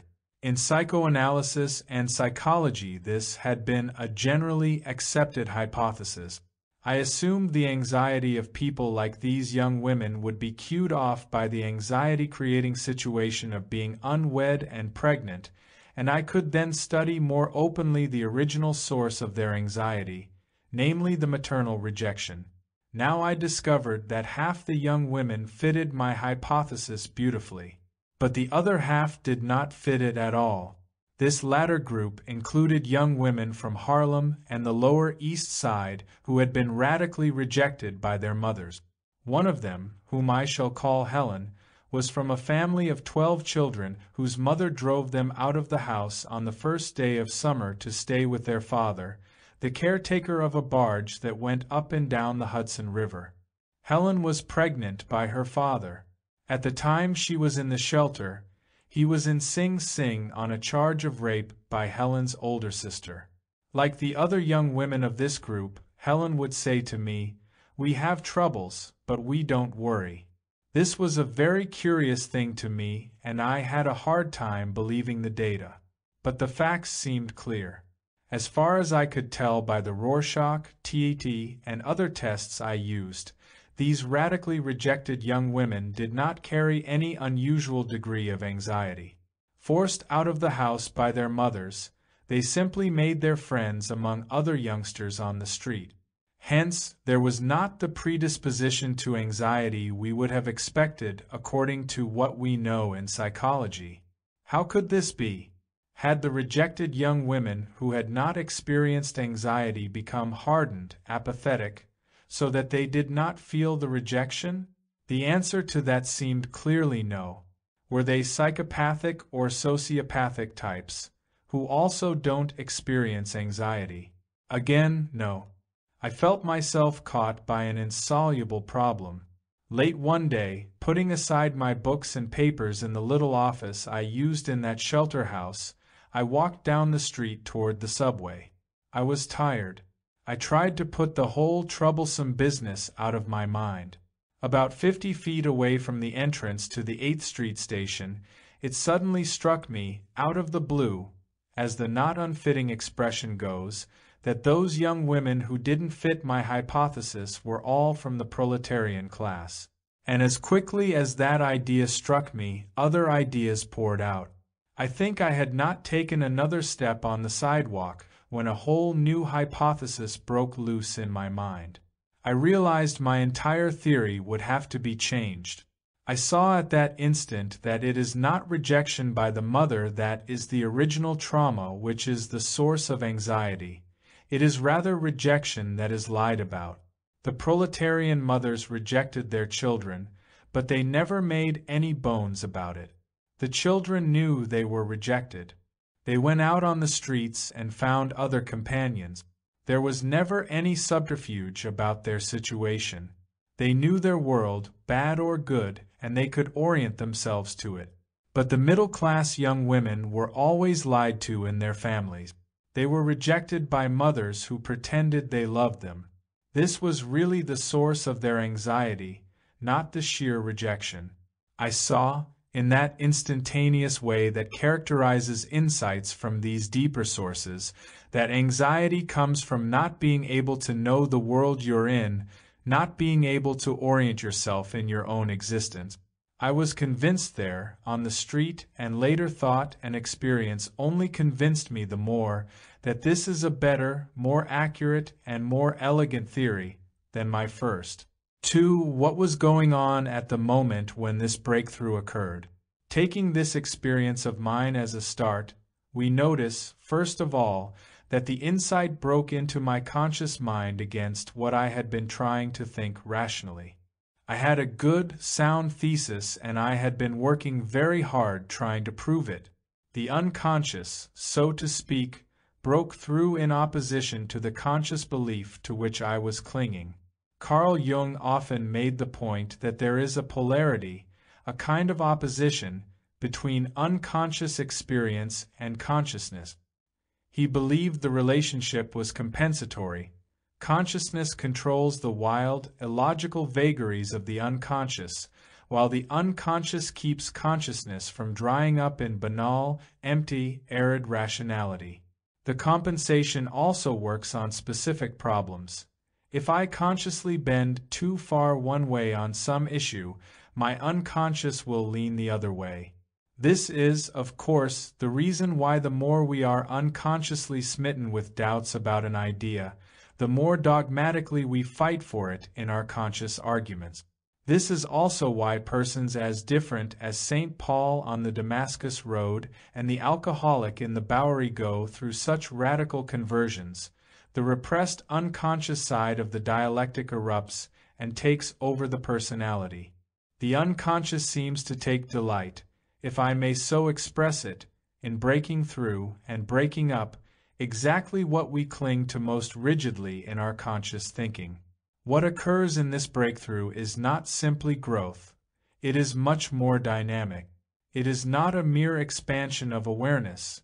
It is rather a kind of battle. A dynamic struggle goes on within a person between what he or she consciously thinks on the one hand and, on the other, some insight, some perspective that is struggling to be born. The insight is then born with anxiety, guilt, and the joy and gratification that is inseparable from the actualizing of a new idea or vision. The guilt that is present when this breakthrough occurs has its source in the fact that the insight must destroy something. My insight destroyed my other hypothesis and would destroy what a number of my professors believed, a fact that caused me some concern. Whenever there is a breakthrough of a significant idea in science or a significant new form in art, the new idea will destroy what a lot of people believe is essential to the survival of their intellectual and spiritual world. This is the source of guilt in genuine creative work. As Picasso remarked, every act of creation is first of all an act of destruction. The breakthrough carries with it also an element of anxiety. For it not only broke down my previous hypothesis, it shook my self-world relationship. At such a time I find myself having to seek a new foundation, the existence of which I as yet don't know. This is the source of the anxious feeling that comes at the moment of the breakthrough. It is not possible that there be a genuinely new idea without this shake-up occurring to some degree. But beyond guilt and anxiety, as I said above, the main feeling that comes with the breakthrough is one of gratification. We have seen something new. We have the joy of participating in what the physicists and other natural scientists call an experience of elegance. 3. A second thing that occurred in the breakthrough of this insight is that everything around me became suddenly vivid. I can remember that on the particular street down which I walked the houses were painted an ugly shade of green that I normally would prefer to forget immediately. But by virtue of the vividness of this experience, the colors all around were sharpened and were embedded in my experience, and that ugly green still exists in my memory. The moment the insight broke through, there was a special translucence that enveloped the world, and my vision was given a special clarity. I am convinced that this is the usual accompaniment of the breakthrough of unconscious experience into consciousness. Here is again part of the reason the experience scares us so much. The world, both inwardly and outwardly, takes on an intensity that may be momentarily overwhelming.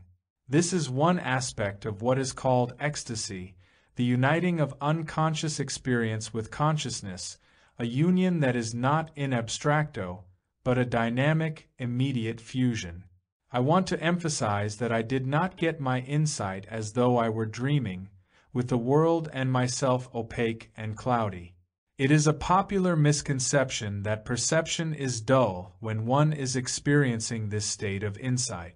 I believe that perception is actually sharper.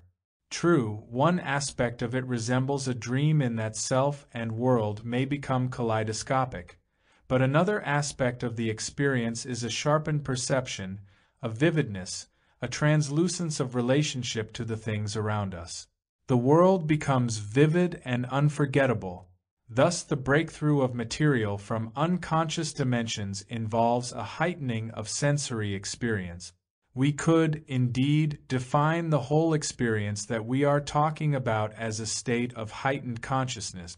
Unconsciousness is the depth dimension of consciousness, and when it surges up into consciousness in this kind of polar struggle, the result is an intensification of consciousness. It heightens not only the capacity to think, but also the sensory processes, and it certainly intensifies memory. There is a third thing we observe when such insights occur, that is, the insight never comes hit or miss, but in accordance with a pattern of which one essential element is our own commitment. The breakthrough does not come by just taking it easy, by letting the unconscious do it. The insight, rather, is born from unconscious levels exactly in the areas in which we are most intensively consciously committed. The insight came to me on that problem to which, up till the moment I put my books and papers away in the little office that I occupied, I had devoted my best and most energetic conscious thought. The idea, the new form which suddenly becomes present, came in order to complete an incomplete gestalt with which I was struggling in conscious awareness.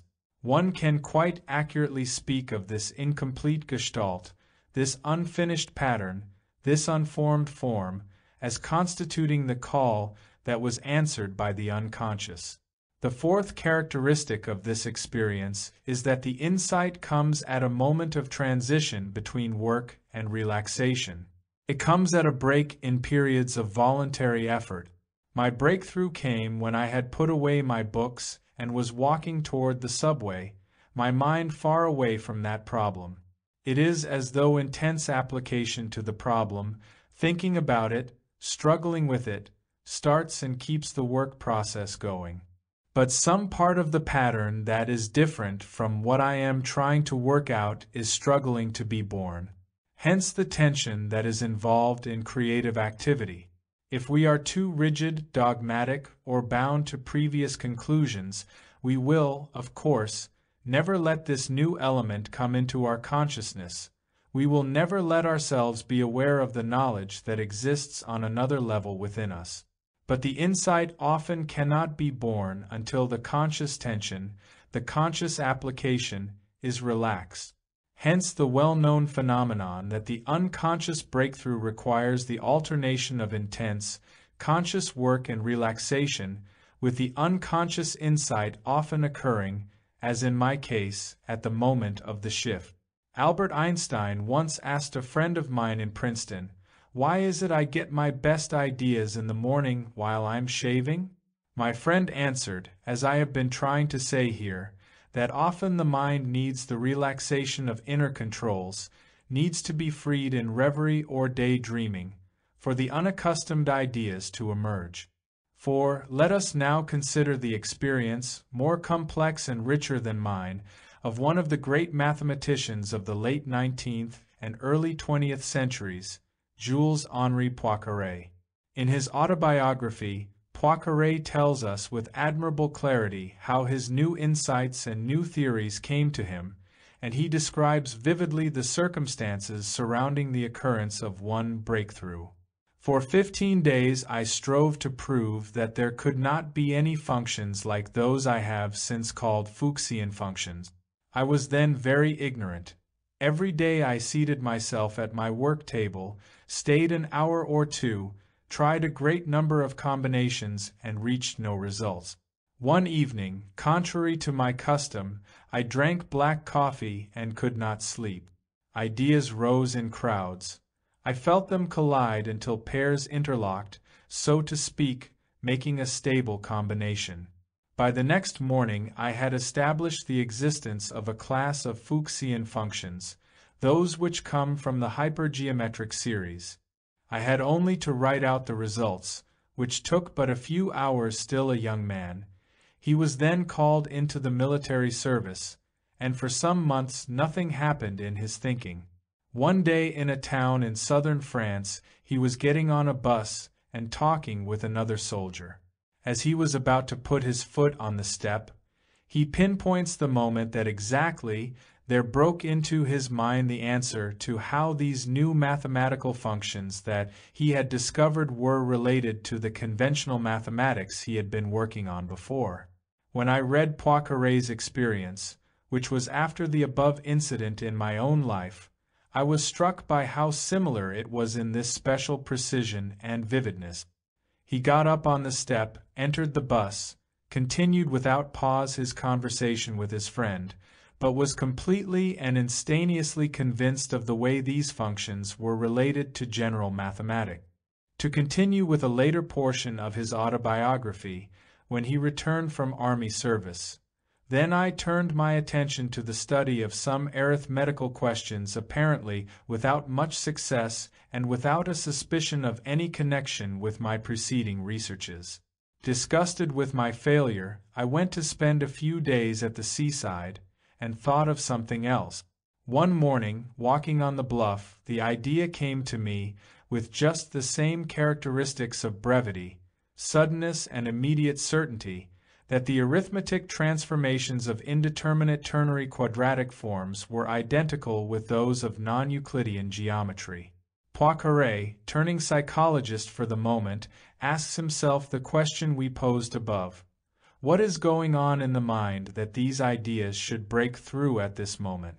This is what he proposes in answer to his question. Most striking at first is this appearance of sudden illumination, a manifest sign of long, unconscious prior work. The role of this unconscious work in mathematical invention appears to me incontestable, and traces of it would be found in other cases where it is less evident. Often when one works at a hard question, nothing good is accomplished at the first attack. Then one takes a rest, longer or shorter, and sits down anew to the work. During the first half-hour, as before, nothing is found, and then all of a sudden the decisive idea presents itself to the mind. It might be said that the conscious work has been more fruitful because it has been interrupted and the rest has given back to the mind its force and freshness. Is the appearance of the illumination due to the relief from fatigue, i.e., simply taking a rest? No, he answers. It is more probable that this rest has been filled out with unconscious work and that the result of this work has afterward revealed itself to the geometer just as in the cases I have cited, only the revelation, instead of coming during a walk or a journey, has happened during a period of conscious work, but independently of this work which plays at most a role of excitant, as if it were the goad stimulating the results already reached during rest, but remaining unconscious to assume the conscious form. He then continues with another penetrating comment on the practical aspects of the breakthrough. There is another remark to be made about the conditions of this unconscious work. It is possible, and of a certainty it is only fruitful, if it is on the one hand preceded and on the other hand followed by a period of conscious work. These sudden inspirations, and the examples already cited sufficiently prove this, never happen except after some days of voluntary effort which has appeared absolutely fruitless, and whence nothing good seems to have come, where the way taken seems totally astray. These efforts then have not been as sterile as one thinks. They have set a-going the unconscious machine, and without them it would not have moved and would have produced nothing. Let us summarize some of the most significant points so far in Poincaré's testimony. He sees the characteristics of the experience as follows. 1. The suddenness of the illumination. 2. That the insight may occur, and to some extent must occur, against what one has clung to consciously in one's theories. 3. The vividness of the incident and the whole scene that surrounds it. 4. The brevity and conciseness of the insight, along with the experience of immediate certainty. Continuing with the practical conditions which he cites as necessary for this experience are: 5. Hard work on the topic prior to the breakthrough. 6. A rest in which the unconscious work has been given a chance to proceed on its own and after which the breakthrough may occur, which is a special case of the more general point. 7. The necessity of alternating work and relaxation, with the insight often coming at the moment of the break between the two, or at least within the break. This last point is particularly interesting. It is probably something everyone has learned. Professors will lecture with more inspiration if they occasionally alternate the classroom with the beach. Authors will write better when, as Macaulay used to do, they write for 2 hours, then pitch quotes, and then go back to their writing. But certainly more than the mere mechanical alternation is involved. I propose that in our day this alternation of the marketplace and mountain requires the capacity for the constructive use of solitude.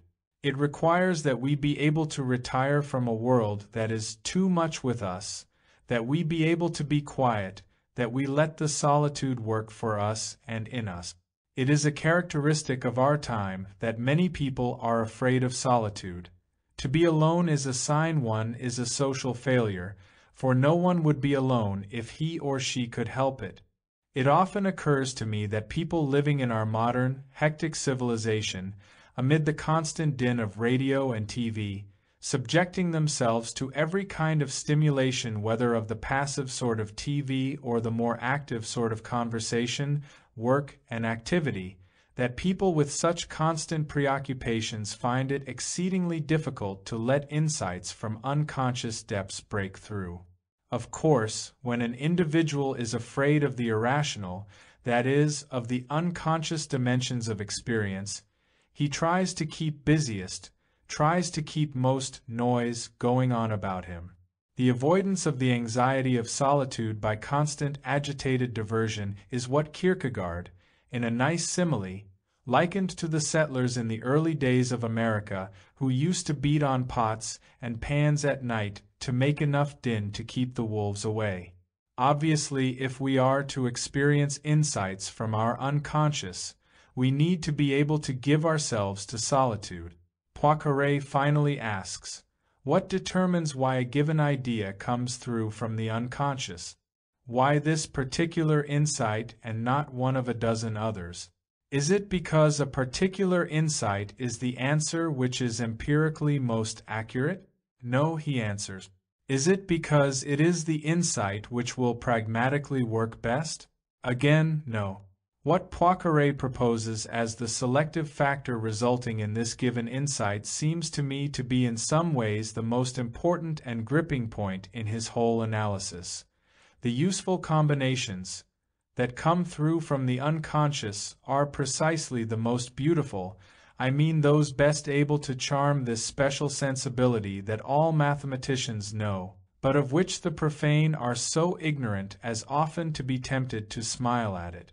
Among the great numbers of combinations blindly formed by the subliminal self, almost all are without interest and without utility, but just for that reason they are also without effect upon the aesthetic sensibility. Consciousness will never know them. Only certain ones are harmonious, and, consequently, at once useful and beautiful. They will be capable of touching this special sensibility of the geometer of which I have just spoken, and which, once aroused, will call our attention to them, and thus give them occasion to become conscious. This is why the mathematicians and physicists talk about the elegance of a theory. The utility is subsumed as part of the character of being beautiful. The harmony of an internal form, the inner consistency of a theory, the character of beauty that touches one's sensibilities, these are significant factors determining why a given idea emerges. As a psychoanalyst, I can only add that my experience in helping people achieve insights reveals the same phenomenon, that insights emerge not chiefly because they are rationally true or even helpful, but because they have a certain form, the form that is beautiful because it completes an incomplete gestalt.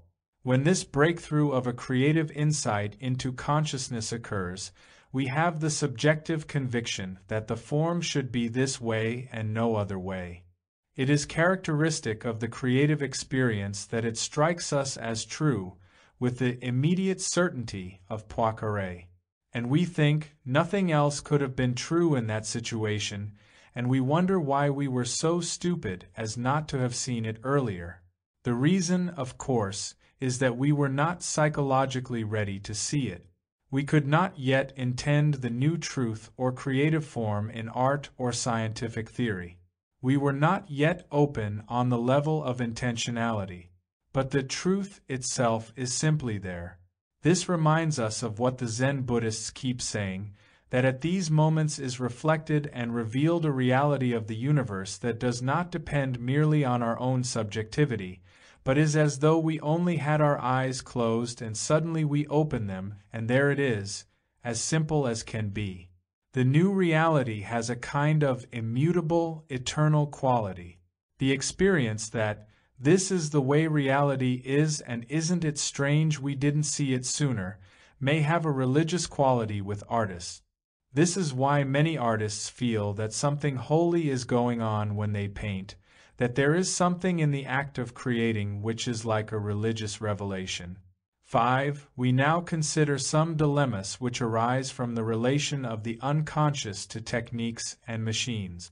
No discussion of creativity and the unconscious in our society can possibly avoid these difficult and important problems.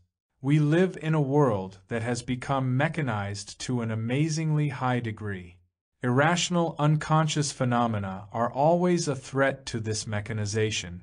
Poets may be delightful creatures in the meadow or the garret, but they are menaces on the assembly line.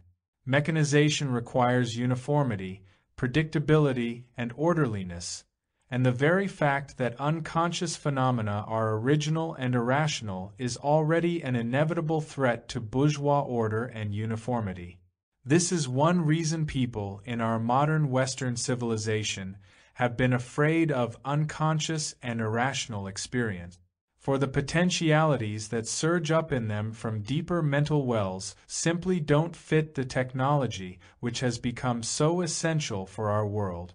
What people today do out of fear of irrational elements in themselves as well as in other people is to put tools and mechanics between themselves and the unconscious world.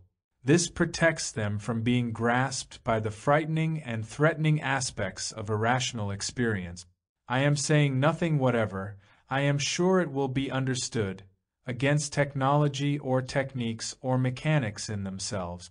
What I am saying is that the danger always exists that our technology will serve as a buffer between us and nature, a block between us and the deeper dimensions of our own experience.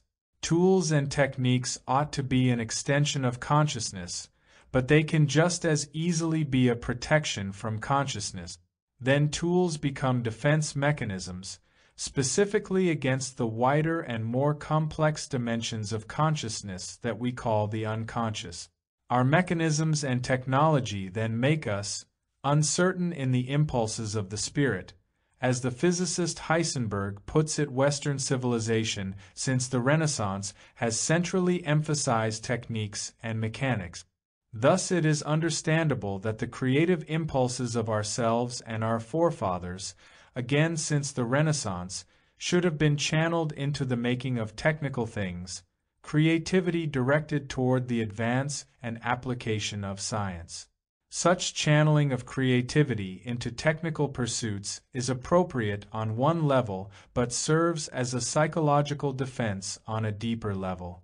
This means that technology will be clung to, believed in, and depended on far beyond its legitimate sphere, since it also serves as a defense against our fears of irrational phenomena. Thus, the very success of technological creativity, and that its success is magnificent does not need to be heralded by me, is a threat to its own existence. For if we are not open to the unconscious, irrational, and trans-rational aspects of creativity, then our science and technology have helped to block us off from what I shall call creativity of the spirit. By this I mean creativity that has nothing to do with technical use. I mean creativity in art, poetry, music, and other areas that exist for our delight and the deepening and enlarging of meaning in our lives rather than for making money or for increasing technical power. To the extent that we lose this free, original creativity of the spirit as it is exemplified in poetry and music and art, we shall also lose our scientific creativity. Scientists themselves, particularly the physicists, have told us that the creativity of science is bound up with the freedom of human beings to create in the free, pure sense. In modern physics, it is very clear that the discoveries that later become utilized for our technological gains are generally made in the first place because a physicist lets his imagination go and discovers something simply for the joy of discovery. But this always runs the risk of radically upsetting our previously nicely worked out theories, as it did when Einstein introduced his theory of relativity, and Heisenberg introduced his principle of indeterminacy. My point here is more than the conventional distinction between pure and applied science. The creativity of the spirit does and must threaten the structure and presuppositions of our rational, orderly society and way of life. Unconscious, irrational urges are bound by their very nature to be a threat to our rationality, and the anxiety we experience thereupon is inescapable. I am proposing that the creativity coming from the preconscious and unconscious is not only important for art and poetry and music, but is essential in the long run also for our science. To shrink from the anxiety this entails, and block off the threatening new insights and forms this engenders, is not only to render our society banal and progressively more empty, but also to cut off as well the headwaters in the rough and rocky mountains of the stream that later becomes the river of creativity in our science. The new physicists and mathematicians, for fairly obvious reasons, have been furthest ahead in realizing this interrelation between unconscious, irrational illumination and scientific discovery. Let me now give an illustration of the problem we face.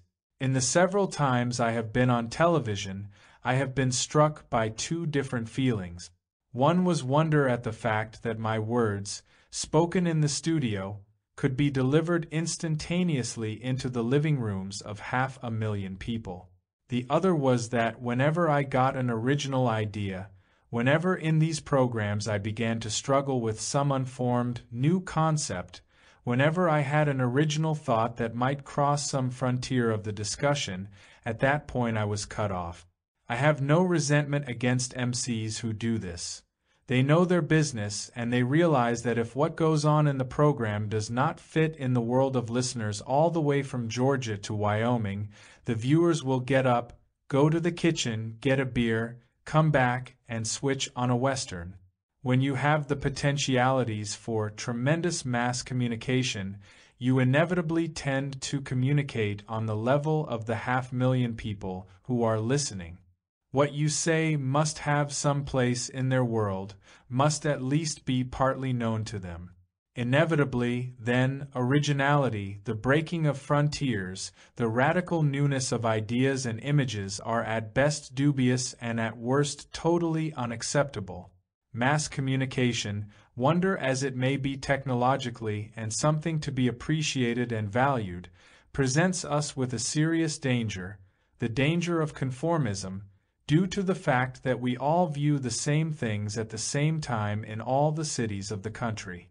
This very fact throws considerable weight on the side of regularity and uniformity and against originality and freer creativity.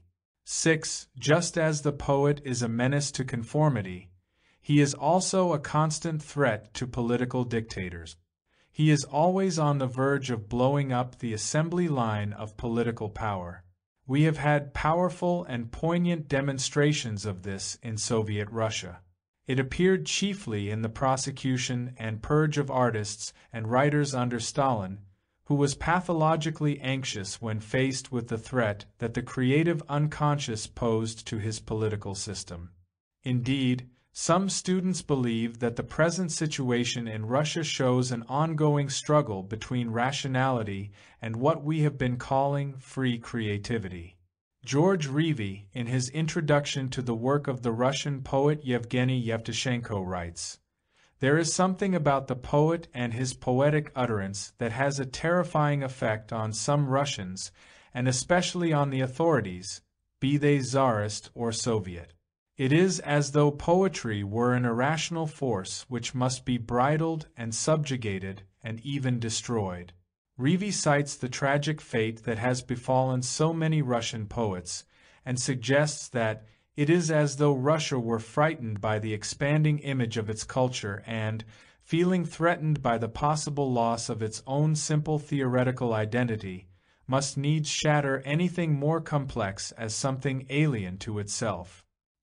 He feels that this may be due to an inherent strain of Puritanism, or to the reaction of an archaic form of despotic paternalism, or to the present painful effects of a too sudden transition from serfdom to industrialization. I would also raise the question as to whether there is among Russians less cultural and psychological defense against irrational elements in themselves and their society than among people of other nations. Don't Russians, in fact, live closer to irrational elements than the older European countries, and therefore, being more threatened by untamed irrationality, have to make a greater effort to control it by regulation? Could not the same question be fruitfully raised about the United States? That is, are not our emphasis on pragmatic rationalism, our practical controls, and our behavioristic ways of thinking defenses against the irrational elements that were present on the frontiers of our society only 100 years ago? These irrational elements are always bursting out, often to our considerable embarrassment, in the prairie fires of revival movements of the 19th century, in the Ku Klux Klan, and in McCarthyism, to name mainly negative examples. But there is a special point I'd like to make here about preoccupation in the United States with behavior. The sciences of man in America are called behavioral sciences.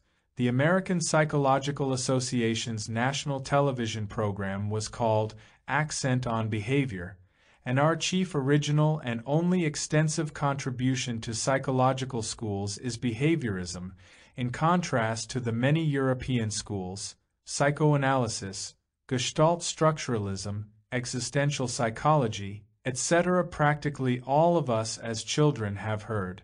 Behave yourself, behave, behave. The relation between moralistic Puritanism and this preoccupation with behavior is by no means entirely fictitious or accidental.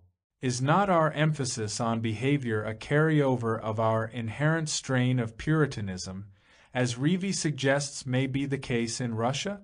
I am, of course, entirely aware of the argument that we have to study behavior because that's the only thing that can be studied with any kind of objectivity.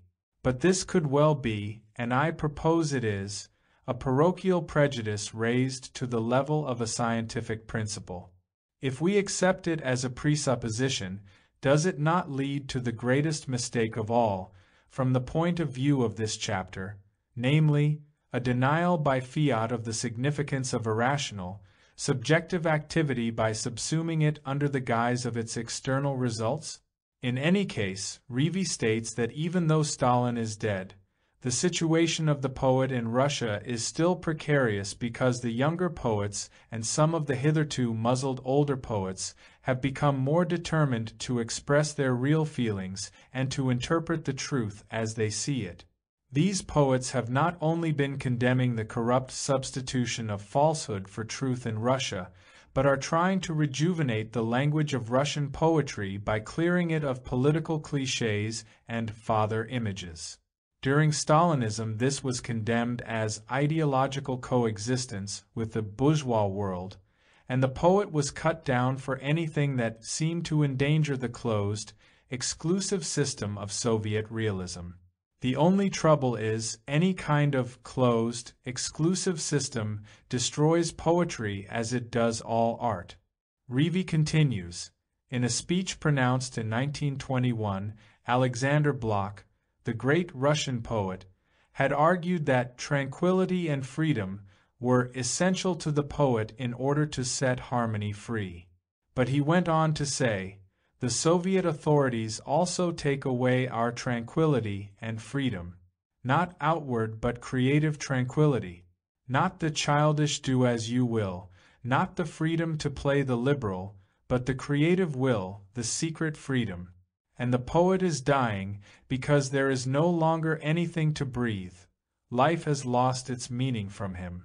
This is a powerful statement of my thesis, namely, that a sine qua non of creativity is the freedom of artists to give all the elements within themselves free play in order to open up the possibility of what Blok excellently calls the creative will. 11. The negative part of Blok's statement is true of poetry in Stalin's regime, and was in this country during the McCarthy period. This creative tranquility and this secret freedom are precisely what the dogmatists cannot tolerate. Stanley Kunitz believes the poet is inevitably the adversary of the state. The poet, he says, is a witness to the possibility of revelation. This the politically rigid cannot stand. Dogmatists of all kinds, scientific, economic, moral, as well as political, are threatened by the creative freedom of the artist. This is necessarily and inevitably so. We cannot escape our anxiety over the fact that the artists, together with creative persons of all sorts, are the possible destroyers of our nicely ordered systems. For the creative impulse is the speaking of the voice and the expressing of the forms of the preconscious and unconscious, and this is, by its very nature, a threat to rationality and external control. The dogmatists then try to take over the artist. The Church, in certain periods, harnessed him to prescribed subjects and methods. Capitalism tries to take over the artist by buying him, and Soviet realism tried to do so by social proscription. The result, by the very nature of the creative impulse, is fatal to art. If it were possible to control the artist, and I do not believe it is, it would mean the death of art. 4. Creativity and encounter. I wish to propose a theory and to make some remarks about it, arising largely out of my contacts and discussions with artists and poets. The theory is, creativity occurs in an act of encounter and is to be understood with this encounter as its center. Cezanne sees a tree. He sees it in a way no one else has ever seen it. He experiences, as he no doubt would have said, being grasped by the tree. The arching grandeur of the tree, the mothering spread, the delicate balance as the tree grips the earth, all these and many more characteristics of the tree are absorbed into his perception and are felt throughout his nervous structure. These are part of the vision he experiences. This vision involves an omission of some aspects of the scene and a greater emphasis on other aspects and the ensuing rearrangement of the whole. But it is more than the sum of all these. Primarily it is a vision that is now not tree, but tree. The concrete tree Cezanne looked at is formed into the essence of tree. However original and unrepeatable his vision is, it is still a vision of all trees triggered by his encounter with this particular one. The painting that issues out of this encounter between a human being, Cezanne, and an objective reality, the tree, is literally new, unique, and original. Something is born, comes into being, something that did not exist before, which is as good a definition of creativity as we can get. Thereafter, everyone who looks at the painting with intensity of awareness and lets it speak to him or her will see the tree with the unique, powerful movement, the intimacy between the tree and the landscape, and the architectural beauty which literally did not exist in our relation with trees until Cezanne experienced and painted them.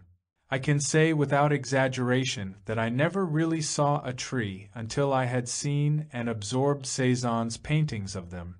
1. The very fact that the creative act is such an encounter between two poles is what makes it so hard to study. It is easy enough to find the subjective pole, the person, but it is much harder to define the objective pole, the world or reality. Since my emphasis here is on the encounter itself, I shall not worry too much at the moment about such definitions. In his book Poetry and Experience, Archibald MacLeish uses the most universal terms possible for the two poles of the encounter, being and non-being. He quotes a Chinese poet, "We poets struggle with non-being to force it to yield being. We knock upon silence for an answering music. Consider what this means," MacLeish ruminates. "The being which the poem is to contain derives from non-being, not from the poet. And the music which the poem is to own comes not from us who make the poem but from the silence, comes in answer to our knock. The verbs are eloquent: struggle, force, knock. The poet's labor is to struggle with the meaninglessness and silence of the world until he can force it to mean, until he can make the silence answer and the non-being be. It is a labor which undertakes to know the world not by exegesis or demonstration or proofs but directly, as a man knows apple in the mouth. This is a beautifully expressed antidote to our common assumption that the subjective projection is all that occurs in the creative act, and a reminder of the inescapable mystery that surrounds the creative process. The vision of the artist or the poet is the intermediate determinant between the subject, the person, and the objective pole, the world waiting to be. It will be non-being until the poet's struggle brings forth an answering meaning. The greatness of a poem or a painting is not that it portrays the thing observed or experienced, but that it portrays the artist's or the poet's vision cued off by his encounter with the reality. Hence the poem or the painting is unique, original, never to be duplicated. No matter how many times Monet returned to paint the cathedral at Rouen, each canvas was a new painting expressing a new vision. Here we must guard against one of the most serious errors in the psychoanalytic interpretation of creativity. This is the attempt to find something within the individual which is then projected onto the work of art, or some early experience which is transferred to the canvas or written into the poem. Obviously, early experiences play exceedingly important roles in determining how artists will encounter their world. But these subjective data can never explain the encounter itself. Even in the cases of abstract artists, where the process of painting seems most subjective, the relationship between being and non-being is certainly present and may be sparked by the artist's encountering the brilliant colors on the palette or the inviting rough whiteness of the canvas. Painters have described the excitement of this moment. It seems like a reenactment of the creation story, with being suddenly becoming alive and possessing a vitality of its own. Mark Tobey fills his canvases with elliptical, calligraphic lines, beautiful worlds that seem at first glance to be completely abstract and to come from nowhere at all except his own subjective musing. But I shall never forget how struck I was, on visiting Tobey's studio one day, to see strewn around books on astronomy and photographs of the Milky Way. I knew then that Toby experiences the movement of the stars and solar constellations as the external pole of his encounter. The receptivity of the artist must never be confused with passivity. Receptivity is the artist's holding him or herself alive and open to hear what being may speak. Such receptivity requires a nimbleness, a fine-honed sensitivity in order to let one's self be the vehicle of whatever vision may emerge. It is the opposite of the authoritarian demands impelled by willpower. I am quite aware of all the jokes that appear in the New Yorker and elsewhere showing the artist sitting disconsolately in front of the easel, brush in passive hand, waiting for the inspiration to come.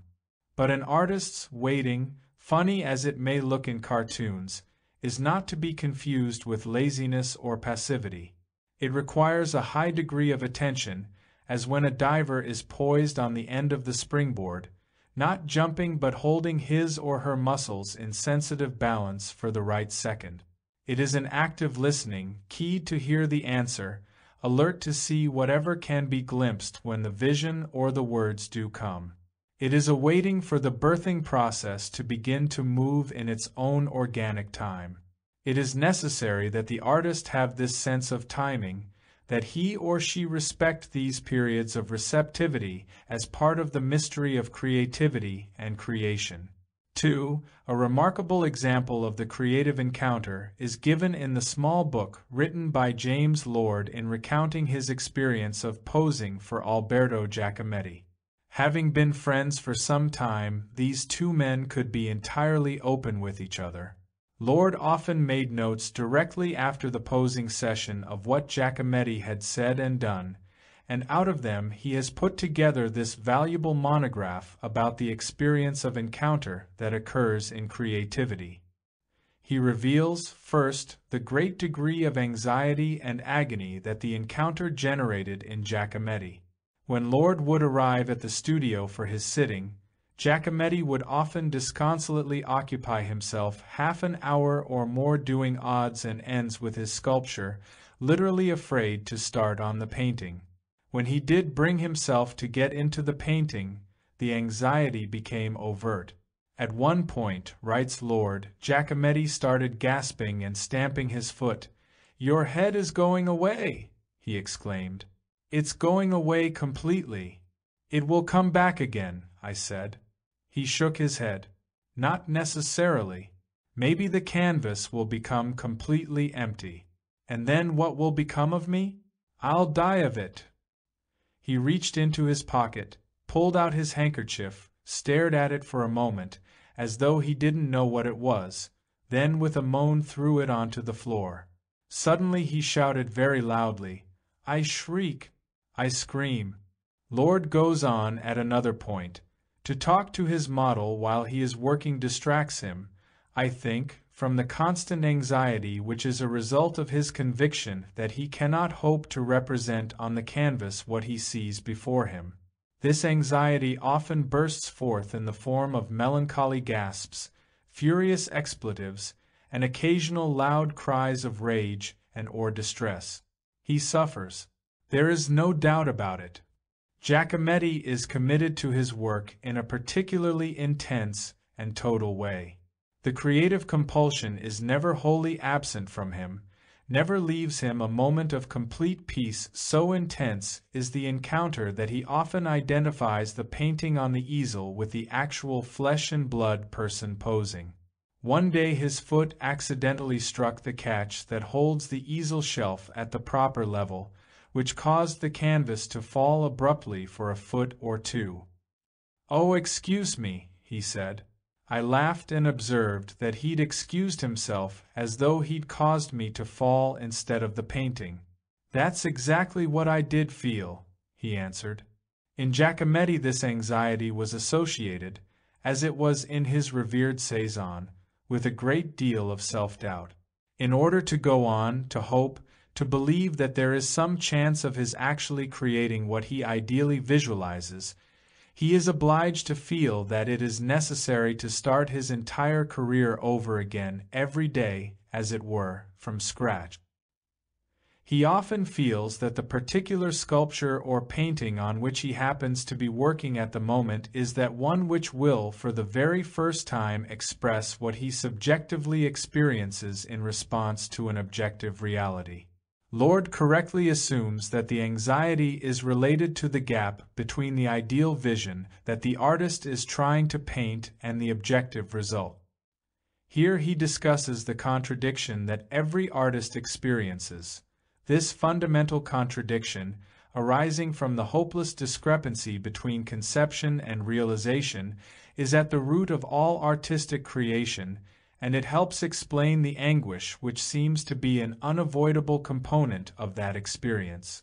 Even as happy an artist as Renoir was not immune to it.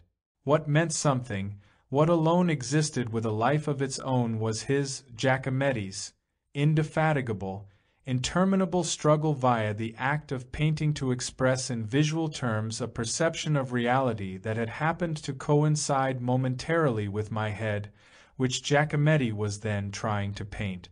To achieve this was of course impossible, because what is essentially abstract can never be made concrete without altering its essence. But he was committed, he was, in fact, condemned to the attempt, which at times seemed rather like the task of Sisyphus. One day Lord happened to see Giacometti in a café, and indeed miserable was what he did seem to be.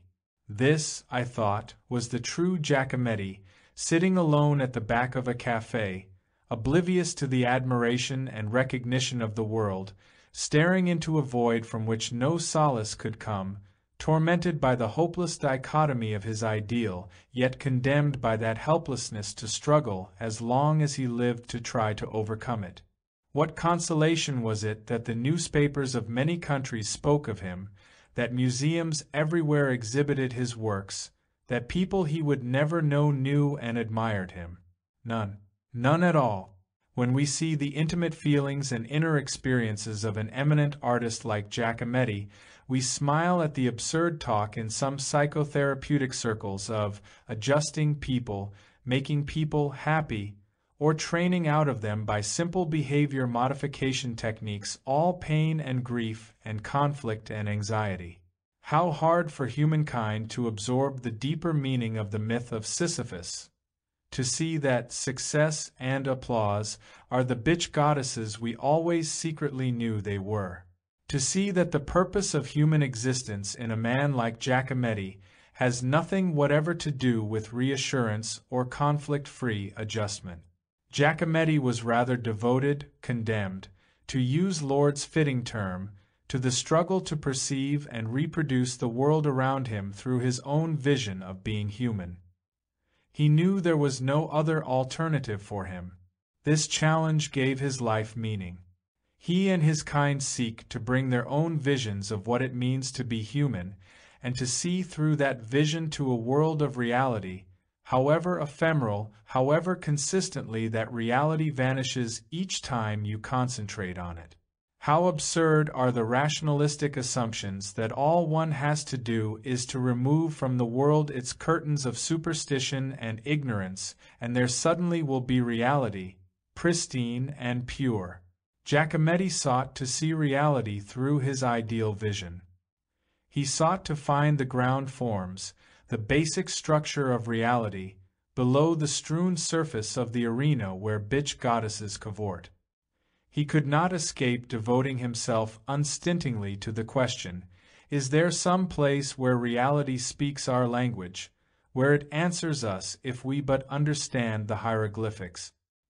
He knew the rest of us would be no more successful than he was in finding the answer, but we have his contribution to work with, and thus we are helped. 3. Out of the encounter is born the work of art. This is true not only of painting, but of poetry and other forms of creativity. W. H. Auden once remarked to me in private conversation, "The poet marries the language, and out of this marriage the poem is born." How active this makes language in the creation of a poem! It is not that language is merely a tool of communication, or that we only use language to express our ideas. it is just as true that language uses us.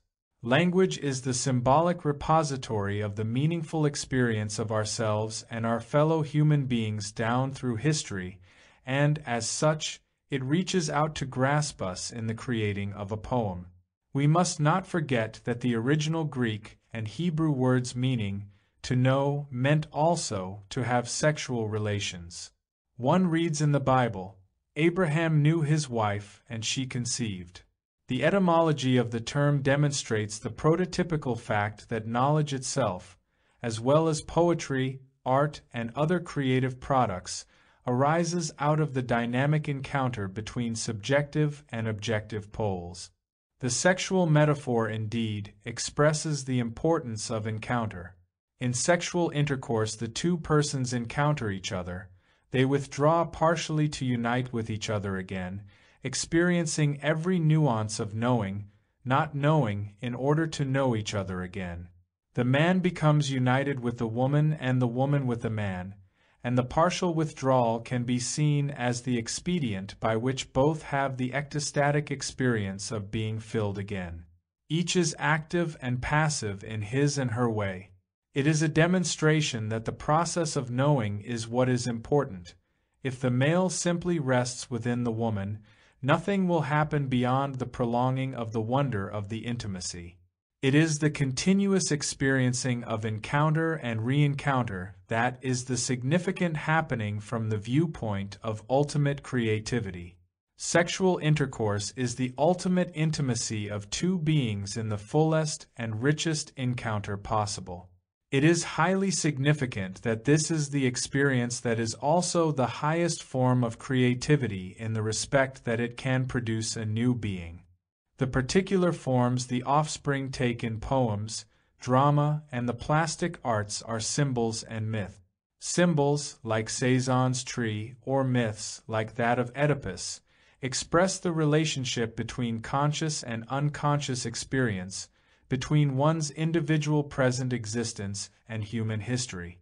Symbol and myth are the living, immediate forms that emerge from encounter, and they consist of the dialectic interrelationship, the living, active, continuous mutual influence in which any change in one is bound to bring a change in the other, of subjective and objective poles.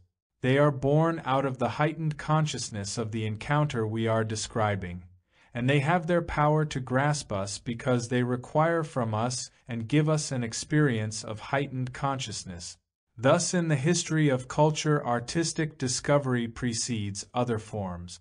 As Sir Herbert Read puts it, on the basis of this artistic activity, a symbolic discourse becomes possible, and religion, philosophy, and science follow as consequent modes of thought. This is not to say that reason is the more civilized form and art the more primitive one, in a pejorative sense, an egregious error unfortunately often found in our rationalistic Western culture. This is, rather, to say that the creative encounter in the art form is total, it expresses a wholeness of experience, and science and philosophy abstract partial aspects for their subsequent study. For one distinguishing characteristic of the encounter is the degree of intensity, or what I would call passion. I am not referring here to the quantity of emotion. I mean a quality of commitment which may be present in little experiences, such as a brief glance out the window at a tree, that do not necessarily involve any great quantity of emotion. But these temporally brief experiences may have a considerable significance for the sensitive person, here viewed as the person with a capacity for passion. Hans Hofmann, venerable dean of abstract painters in this country and one of our most expert and experienced teachers, remarked that art students these days have a great deal of talent but that they lack passion or commitment. Hofmann went on to say, interestingly enough, that his men students get married early for reasons of security and become dependent on their wives, and that often it is only through their wives that he, as their teacher, can draw out their talent. The fact that talent is plentiful but passion is lacking seems to me to be a fundamental facet of the problem of creativity in many fields today, and our ways of approaching creativity by evading the encounter have played directly into this trend. We worship technique, talent, as a way of evading the anxiety of the direct encounter.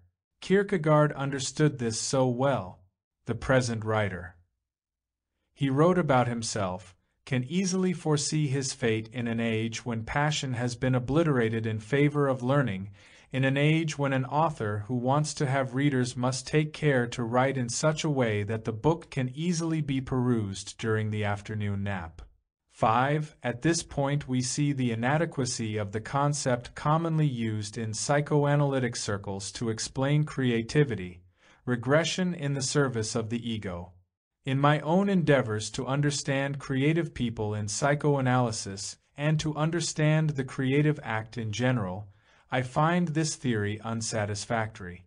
This is not only because of its negative character, but chiefly because it proposes a partial solution that diverts us from the center of the creative act and therefore away from any full understanding of creativity.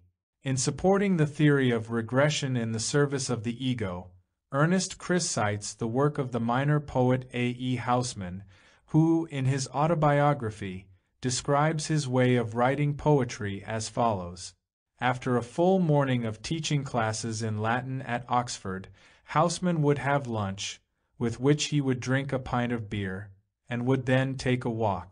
And in this somnambulistic mood, his poems would come to him. Chris, in line with this theory, correlates passiveness and receptivity with creativity. It is true that most of us find an appeal in such lines of Housman, "Be still, my soul, be still, the arms you bear are brittle." And the appeal does call forth a nostalgic, regressive mood in us as readers as well as, ostensibly, in Housman himself.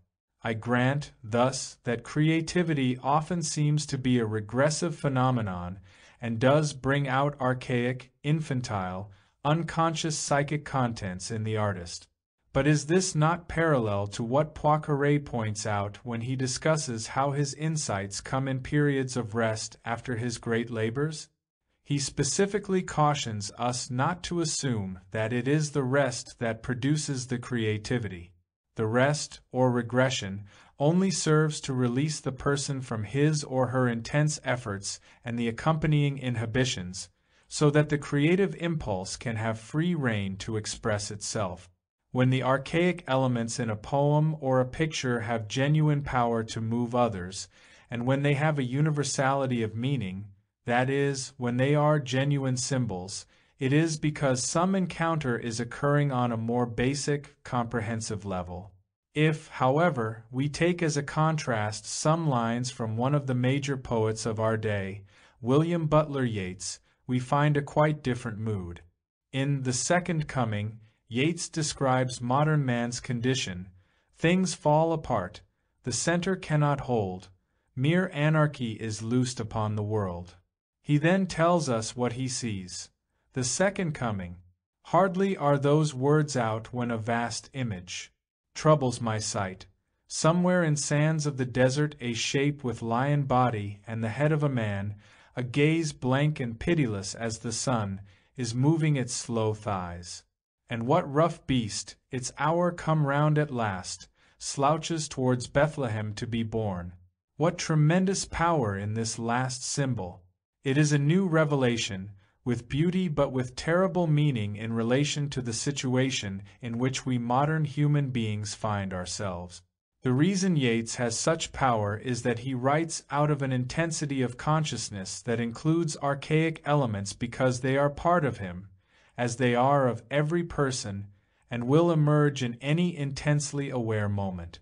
But the symbol has its power precisely from the fact that it is an encounter that also includes the most dedicated and passionate intellectual effort. In writing this poem, Yeats was receptive, but by no stretch of the imagination passive. The poet's labor, MacLeish tells us, is not to wait until the cry gathers of itself in his own throat. Obviously, poetic and creative insights of all sorts come to us in moments of relaxation. They come not haphazardly, however, but come only in those areas in which we are intensively committed and on which we concentrate in our waking, conscious experience. It may be, as we have said, that the insights can break through only in moments of relaxation, but to say this is to describe how they come rather than to explain their genesis. My poet friends tell me that if you want to write poetry or even read it, the hour after a full lunch and a pint of beer is just the time not to pick. Choose rather the moments in which you are capable of your highest, most intense consciousness. If you write poetry during your afternoon nap, it will be perused that way. The issue here is not simply which poets you happen to like. It is much more basic, namely, the nature of the symbols and myths that are born in the creative act. Symbol and myth do bring into awareness infantile, archaic dreads, unconscious longings, and similar primitive psychic content. This is their regressive aspect, but they also bring out new meaning, new forms, and disclose a reality that was literally not present before, a reality that is not merely subjective but has a second pole which is outside ourselves. This is the progressive side of symbol and myth. This aspect points ahead. It is integrative. It is a progressive revealing of structure in our relation to nature and our own existence, as the French philosopher Paul Ricoeur so well states. It is a road to universals beyond discrete personal experience. It is this progressive aspect of symbols and myths that is almost completely omitted in the traditional Freudian psychoanalytic approach. This heightened consciousness, which we have identified as characteristic of the encounter, the state in which the dichotomy between subjective experience and objective reality is overcome and symbols which reveal new meaning are born, is historically termed ecstasy. Like passion, ecstasy is a quality of emotion, or, more accurately, a quality of relationship one side of which is emotional, rather than a quantity. Ecstasy is a temporary transcending of the subject-object dichotomy. It is interesting that in psychology we dodge that problem, Maslow's work on the peak experience being a notable exception. Or, when we do speak of ecstasy, we are implicitly pejorative, or assume that it is neurotic. The experience of encounter also brings with it anxiety. I need not remind you, after our discussion of Giacometti's experience, of the fear and trembling of artists and creative people in their moments of creative encounter. The myth of Prometheus is the classical expression of this anxiety. Vous. H. Auden once remarked that he always experiences anxiety when he writes poetry except when he is playing. Playing may be defined as encounter in which anxiety is temporarily bracketed. But in mature creativity, anxiety must be confronted if the artist, and the rest of us who benefit from his work later on, is to experience the joy in the creative work. I am impressed by Frank Barron's studies of creative persons in art and science, 11 for he shows them directly confronting their anxiety. Barron designated his creative persons as those who were recognized by their peers as having made distinguished contributions to their field. He showed them as well as a control group of normal people a series of Rorschach-like cards, some of which had orderly, systematic designs on them and others disorderly, unsymmetrical, and chaotic designs. The normal people selected the orderly, symmetrical cards as the designs they liked the most. They liked their universe to be in shape. But the creative persons selected the chaotic, disorderly cards. They found these more challenging and interesting. They could be like God in the book of Genesis, creating order out of chaos. They chose the broken universe. They got joy out of encountering it and forming it into order. They could accept the anxiety and use it in molding their disorderly universe closer to the heart's desire. According to the theory proposed here, Anxiety is understandably a concomitant of the shaking of the self-world relationship that occurs in the encounter. Our sense of identity is threatened.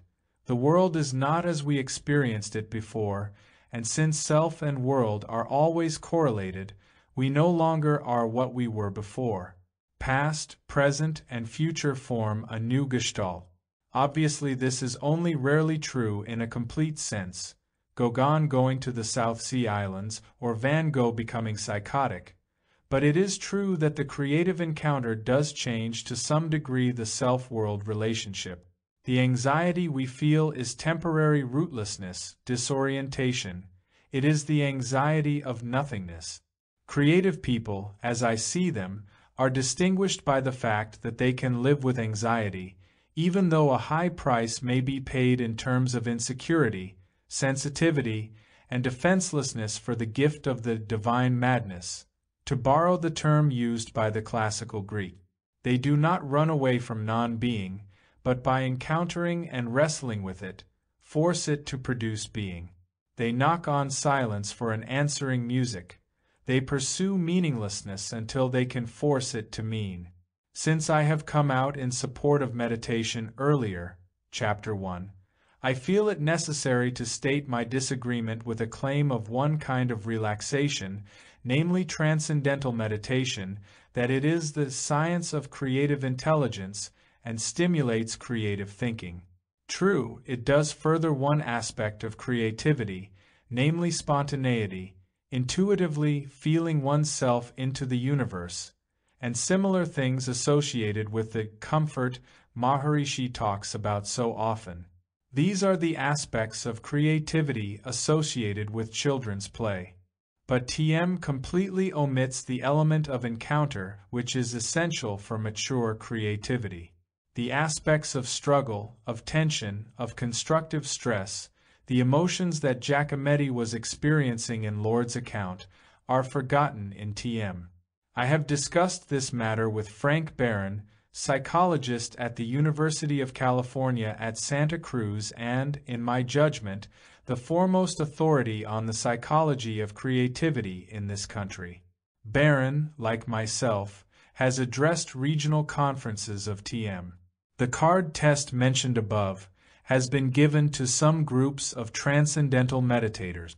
The results, not yet published, were negative, that is, the meditators tended to choose the cards with orderly and symmetrical forms.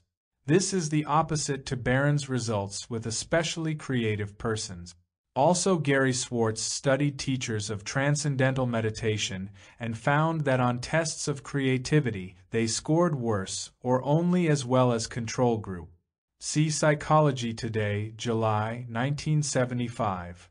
When I am engaged in writing something important to me, I find that if I engage in the customary 20-minute meditation period before writing, my universe has become too straightened out, too orderly. Then I have nothing to write about. My encounter has vanished into thin air. My problems are all solved. I feel bliss, to be sure, but I cannot write. I prefer, therefore, to endure the chaos, to face complexity and perplexity, as Barron puts it. Then I am impelled by this chaos to seek order, to struggle with it until I can find a deeper, underlying form. I believe I am then engaged in what McLeish describes as struggling with the meaninglessness and silence of the world until I can force it to mean, until I can make the silence answer and the non-being be. After the morning's period of writing, I can then use meditation for its authentic purpose, namely a deep relaxation of mind and body. It is unfortunate for the movement, in that it presages a strong reaction against the movement sometime in the future, that its leaders are not more open to the limitations of TM and of Maharishi. All descriptions I have seen of TM blandly assume that Maharishi's gospel has no limitations at all. To those who wish a more complete picture, I recommend the article by Constance Holden, Maharishi International University. Science of Creative Intelligence, Science, Volume 187, March 28, 1975, 5. The Delphic Oracle as therapist. In the mountains at Delphi stands a shrine that for many centuries was of great importance to ancient Greece. The Greeks had a genius for locating their shrines in lovely places, but Delphi is especially magnificent with a long valley stretching between massive ranges on one side and on the other the deep blue-green of the Bay of Corinth. It is a place where one immediately feels the awe and the sense of grandeur which befits the nature of the shrine. Here the Greeks found help in meeting their anxiety. In this temple, from the chaotic archaic age down through classical times, Apollo gave counsel through his priestesses. Socrates was even to find there inscribed on the wall of the entrance hall to the temple his famous dictum, "Know thyself," which has become the central touchstone for psychotherapy ever since. The sensitive Greek, anxious about himself, his family, and his future in those upset times, could find guidance here, for Apollo knew the meaning of the complicated games the gods play with humanity, writes Professor E. R. Dodds. In his excellent study of the irrational in ancient Greek culture, he continues, "Without Delphi, Greek society could scarcely have endured the tensions to which it was subjected in the archaic age. The crushing sense of human ignorance and human insecurity, the dread of divine Thonis, the dread of miasma, the accumulated burden of these things would have been unendurable without the assurance which such an omniscient divine counselor could give, the assurance that behind the seeming chaos there was knowledge and purpose. The anxiety that Apollo helped people meet was the apprehension that accompanies a formative, fermenting, creative, powerfully expanding period. It is important to see that it was not neurotic anxiety, characterized by withdrawal, inhibition, and the blocking off of vitality. The archaic period in ancient Greece was the time of emergence and vital growth fraught with distress that resulted from the chaos of expanding outer and inner limit. The Greeks were experiencing the anxiety of new possibilities, psychologically, politically, aesthetically, and spiritually. These new possibilities, and the anxiety that always accompanies such challenges, were forced upon them whether they wished it or not. The shrine at Delphi rose to prominence at a time when the old stability and order of the family were crumbling and the individual soon would have to be responsible for himself. In Homeric Greece, Odysseus' wife Penelope and son Telemachus could oversee the estate whether Odysseus was there or at the wars in Troy or tossed for 10 years on the wine-dark sea. But now, in the archaic period, families must be welded into cities. Each young Telemachus felt himself standing on the brink of the time when he would have to choose his own future and find his own place as part of a new city. How fertile the myth of the young Telemachus has been for modern writers who are searching for their own identity. James Joyce presents one aspect of it in Ulysses. Thomas Wolfe refers often to Telemachus as the myth of the search for the father, which was Wolfe's search as truly as it was the ancient Greeks. Wolfe, like any modern Telemachus, found that the hard, cold truth was, "You can't go home again." The city-states were struggling in anarchy, tyrant following tyrant, a term that in Greek does not have the usual destructive connotation it carries in English. The upsurging leaders tried to weld the new power into some order. New forms of governing the city-states, new laws, and new interpretations of the gods were emerging, all of which gave the individual new psychological powers. In such a period of change and growth, emergence is often experienced by the individual as emergency with all its attendant stress. Into this ferment came the symbol of Apollo and his shrine at Delphi and the rich myths on which they were based. 1. It is important to remember that Apollo is the god of form, the god of reason and logic. Thus it is no accident that his shrine became the important one in this chaotic time, and that through this god of proportion and balance the citizens sought assurance that there was meaning and purpose behind the seeming chaos. Form and proportion and the golden mean were essential if these men and women were to control their deep passions, not in order to tame these passions but to turn to constructive use the daemonic powers that the Greeks knew so well in nature and in themselves. Apollo is also the god of art, since form, elegance, is an essential characteristic of beauty. Indeed, Parnassus, the mountain at Delphi on whose flank Apollo's shrine stood, has become a symbol in all Western languages for devotion to the virtues of the mind.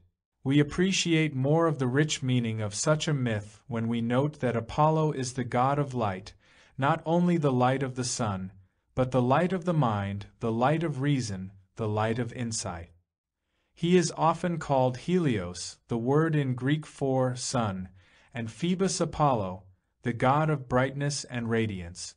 Finally, we note the most cogent point of all. Apollo is the god of healing and well-being, and his son Asclepius is the god of medicine. All of these attributes of Apollo, created as they were by collective unconscious processes in the mythology of the dark pre-Homeric centuries, are interwoven with fantastic literal as well as figurative significance. How consistent and meaningful it is that this is the God of good counsel, of psychological and spiritual insight, who will give guidance to a highly vital, formative age. An Athenian setting out on the trip to Delphi to consult Apollo would be turning over in his imagination at almost every moment in the journey this figure of the god of light and healing. Spinoza adjured us to fix our attention on a desired virtue, and we would thus tend to acquire it. Our Greek would be doing this on his trip, and the psychological processes of anticipation, hope, and faith would already be at work. Thus he would be proleptically participating in his own cure. His conscious intentions and his deeper intentionality would be already committed to the event about to take place. For the one who participates in them, symbols and myths carry their own healing power. This chapter is thus an essay on the creating of one's self.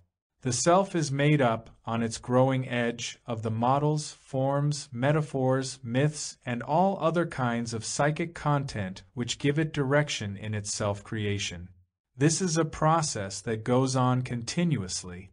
As Kierkegaard well said, the self is only that which it is in the process of becoming. Despite the obvious determinism in human life, especially in the physical aspect of oneself in such simple things as color of eyes, height, relative length of life, and so on, there is also, clearly, this element of self-directing, self-forming. Thinking and self-creating are inseparable. When we become aware of all the fantasies in which we see ourselves in the future, pilot ourselves this way or that, this becomes obvious. This continuous influencing of the direction of a person's development goes on in the ancient Greek or the modern American, deny it as we wish. Spinoza's counsel, mentioned above, is one way this piloting function can be actualized. The mass of myths dealing with the reincarnation of an individual into one or another life form, its status dependent on how this person has lived his or her life, attests to the awareness in the experience of the race that the individual does have some responsibility for how he or she lives. Sartre's argument that we invent ourselves by virtue of the multitude of our choices may be overstated, but its partial truth must nevertheless be admitted. Human freedom involves our capacity to pause between stimulus and response and, in that pause, to choose the one response toward which we wish to throw our weight. The capacity to create ourselves, based upon this freedom, is inseparable from consciousness or self-awareness. We are concerned here with how the oracle at Delphi furthers this process of self-creation. Clearly, self-creating is actualized by our hopes, our ideals, our images, and all sorts of imagined constructs that we may hold from time to time in the forefront of our attention. These models function consciously as well as unconsciously. They are shown in fantasy as well as in overt behavior.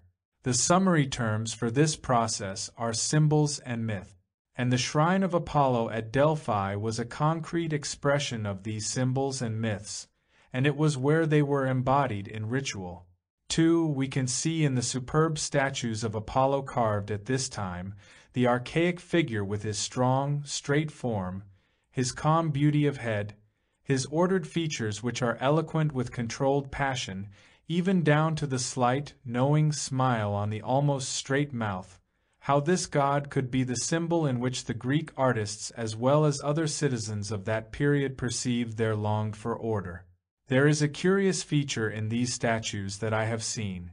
The eyes are dilated, made more open than is normal in the head of a living man or in classical Greek statues. If you walk through the archaic Greek room of the National Museum in Athens, you will be struck by the fact that the dilated eyes of the marble figures of Apollo give an expression of great alertness. What a contrast to the relaxed, almost sleepy eyes of the familiar 4th-century head of Hermes by Praxiteles. These dilated eyes of the archaic Apollo are characteristic of apprehension. They express the anxiety, the excessive awareness, the looking about on all sides lest something unknown might happen, that goes with living in a fomenting age. There is a remarkable parallel between these eyes and the eyes in the figures Michelangelo painted in another formative period, the Renaissance. Almost all of Michelangelo's human beings, powerful and triumphant as they appear at first glance, have, on closer inspection, the dilated eyes which are a telltale sign of anxiety. And as if to demonstrate that he is expressing the inner tensions not only of his age but of himself as a member of his age, Michelangelo in his self-portraits paints eyes that are again markedly distended in the way that is typical of apprehension. The poet Rilke also was struck by Apollo's prominent eyes with their quality of seeing deeply. In his archaic torso of Apollo, he speaks of his legendary head in which the eyeballs ripened, and then continues, but his torso still glows like a candelabrum in which his gaze, only turned low, holds and gleams. Else could not the curve of the breast blind you, nor in the slight turn of the loins could a smile be running to that middle, which carried procreation. Else would this stone be standing maimed and short under the shoulder's translucent plunge, nor flimmering like the fell of beasts of prey, nor breaking out of all its contours like a star. For there is no place that does not see you. You must change your life. In this vivid picture we note how well Rilke catches the essence of controlled passion, not inhibited or repressed passion, as was to be the goal during the later Hellenistic age of the Greek teachers who had become afraid of vital drives. What a far cry is Rilke's interpretation from Victorian inhibition and repression of drives. These early Greeks, who wept and made love and killed with zest, gloried in passion and eros and the demonic. Persons in therapy nowadays, considering the strange spectacle in ancient Greece, remark on the fact that it is the strong person like Odysseus or Achilles who weeps. But the Greeks knew also that these drives had to be directed and controlled. It was the essence, they believed, of a man of virtue, arete, that he choose his passions rather than be chosen by them. In this lies the explanation of why they did not need to go through the self-castrating practice of denying eros and the demonic, as modern Western man does. The sense of the archaic period is shown even in Rilke's curious last sentence, which seems at first, but only at first, to be a non sequitur. You must change your life. This is the call of passionate beauty, the demand that beauty makes on us by its very presence that we also participate in the new form. Not at all moralistic. The call has nothing whatever to do with right or wrong. It is nevertheless an imperious demand which grasps us with the insistence that we take into our own lives this new harmonious form. 3. How the oracle of Apollo functioned and where the advice it gave came from are, of course, fascinating questions. But unfortunately little seems to be known on this subject. The shrine was veiled in secrecy. Those who directed it could not only give counsel to others but could also keep their own. Plato tells us that a prophetic madness overcame the Pythia, the priestess who served in the temple as mouthpiece for Apollo. From this madness there emerged some creative insight, so Plato believed, which represented deeper than normal levels of consciousness. It is to their madness, he writes in his Phaedrus, that we owe the many benefits that the Pythia of Delphi and the priestesses of Dodona were able to bestow upon Greece both privately and in public life, for when they were in their right minds their achievements amounted to little or nothing. For this is a clear statement of one side of a controversy that has raged through human history about the source of inspiration. To what extent does creativity come from madness? Apollo spoke in the first person through the Pythia. Her voice changed and became husky, throaty, and quavering like that of a modern medium. The god was said to enter her at the very moment of her seizure, or enthusiasm, as the root of that term, entheo, in God, literally suggests. Before the séance, the priestess went through several ritualistic acts, such as special bathing and perhaps drinking from a sacred spring, presumably with the customary autosuggestive effects. But the oft-repeated statement that she breathed vapors issuing from a fissure in the rocks of the shrine which induced a hypnotic effect is disposed of summarily by Professor Dodds. As for the famous vapors, to which the Pythia's inspiration was once confidently ascribed, they are a Hellenistic invention. Plutarch, who knew the facts, saw the difficulties of the vapor theory, and seems finally to have rejected it altogether. But like the Stoic philosophers, 19th-century scholars seized with relief on a nice, solid materialist explanation. Dodds goes on to remark pithily that less has been heard of this theory since the French excavations showed that there are today no vapors, and no chasm from which vapors could once have come. 6. Obviously such explanations are needless in view of the present-day evidence of anthropology and abnormal psychology. The Pythian priestesses themselves seemed to be simple, uneducated women. Plutarch tells of one who was the daughter of a peasant.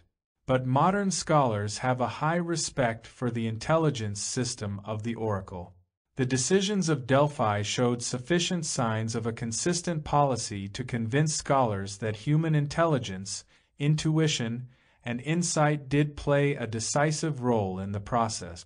Although Apollo committed some notorious blunders in his predictions and advice, especially during the Persian Wars, the Greeks, with an attitude like many people in psychotherapy have toward their therapists today, forgave him evidently because of the useful advice and help he had given at other times.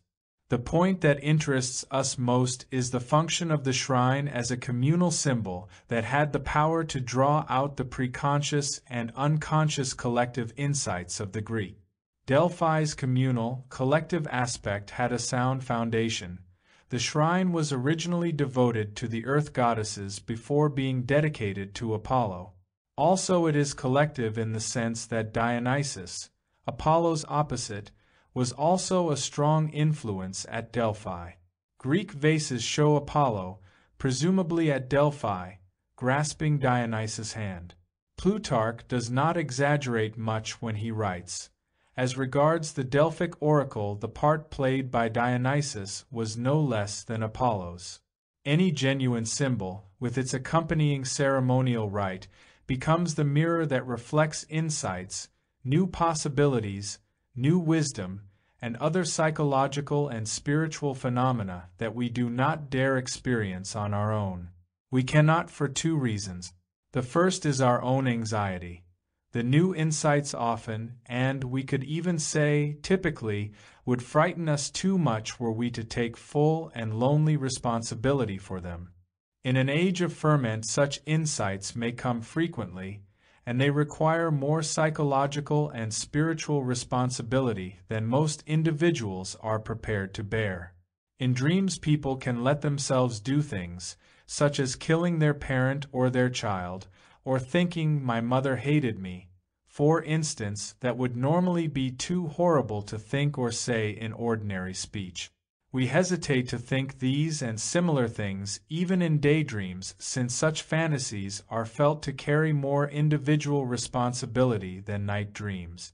But if we can have a dream say it, or have Apollo through his oracle say it, we can be much more frank about our new truth. The second reason is we escape hubris. Socrates could assert that Apollo at Delphi had pronounced him the wisest man then living, a claim, whether it be Socratic wit or not, he could never have made on his own. How did one interpret the counsel of the priestesses? This is the same as asking, how does one interpret a symbol? The divinations of the priestess were generally couched in poetry and often were uttered, in wild, onomatopoeic cries as well as articulate speech, and this raw material certainly had to be interpreted and worked over. Like mediumistic statements of all ages, these were sufficiently cryptic not only to leave the way open for interpretation, but to require it. And often they were susceptible to two or many different interpretations. The process was like the interpretation of a dream. Harry Stack Sullivan used to teach young analysts in training not to interpret a dream as if it were the law of the Medes and the Persians, but to suggest two different meanings to the person being analyzed, thus requiring him or her to choose between them. The value of dreams, like these divinations, is not that they give a specific answer, but that they open up new areas of psychic reality, shake us out of our customary ruts, and throw light on a new segment of our lives. Thus the sayings of the shrine, like dreams, were not to be received passively. The recipients had to live themselves into the message. During the Persian Wars, for example, when the anxious Athenians had petitioned Apollo to give them guidance, word came from the oracle adjuring them to trust in the wooden wall. The meaning of this enigma was hotly debated. As Herodotus tells the story, certain of the old men were of opinion that the god meant to tell them the Acropolis would escape, for this was anciently defended by a wooden palisade. Others maintained that the god referred to wooden ships, which had best be at once got ready. Thereupon another part of the oracle caused debate, for some thought they should sail away without a fight and establish themselves in a new land. But the Mistocles convinced the people that they were intended to engage in a sea fight near Salamis, which they did, destroying Xerxes' fleet in one of the decisive battles of history. Whatever the intention of the Delphic priests, the effect of ambiguous prophecies was to force the suppliants to think out their situation anew, to reconsider their plans, and to conceive of new possibilities. Apollo, indeed, was nicknamed the Ambiguous One. Lest some budding therapists take this as an excuse for their own ambiguity, let us here note a difference between modern therapy and the divinations of the oracle. The utterances of the priestess are on a level closer to the recipient's unconscious, closer to actual dreams, in contrast to the interpretation of dreams in a therapeutic hour. Apollo speaks from deeper dimensions of consciousness in the citizen and the collective group, i.e., the city. Thus there can be a creative ambiguity, which occurs both in the original saying or dream and in the citizen's or patient's interpretation of it. The oracle hence has an advantage over the contemporary therapist. In any case, I believe a therapist ought to be as succinct as possible and leave the inescapable ambiguity to the patient. The councils of Delphi were not advice in the strict sense, but rather were stimulants to the individual and to the group to look inward, to consult their own intuition and wisdom. The oracles put the problem in a new context so that it could be seen in a different way, a way in which new and as yet unimagined possibilities would become evident. It is a common misconception that such shrines, as well as modern therapy, tend to make the individual more passive. This would be bad therapy and a misinterpretation of the oracles. Both should do exactly the opposite. They should require individuals to recognize their own possibilities, enlightening new aspects of themselves and their interpersonal relationships. This process taps the source of creativity in people. It turns them inward toward their own creative springs. In the Apologia, Socrates tells us how he tried to puzzle out what the god meant by telling his friend Chaerephon that no one in the world was wiser than he, Socrates. The philosopher came to the conclusion that it meant he was wisest because he admitted his own ignorance. The god also counseled Socrates to know thyself. Ever since that time, thoughtful men like Nietzsche and Kierkegaard have been trying to fathom the meaning of the god's advice, and we are still stimulated to find new meanings in it. Nietzsche even interprets it as meaning just opposite to what one would conclude at first glance. What did the god mean who proclaimed, "Know thyself," to Socrates? Did he perchance mean, "Cease to be concerned about thyself, be objective"? Like the true symbols and or myths they are, these utterances of the god yield unending richness as new and interesting meanings are unfolded. For there is another reason why an oracle can be significant as the embodiment of the unconscious collective insights of the group. A symbol or myth acts like a projective screen in drawing out the insight. Like Rorschach cards or Murray's thematic apperception test, the oracle and its ceremonies are a screen that stimulates wonder and calls imagination into action. But I must hasten to insert a caution.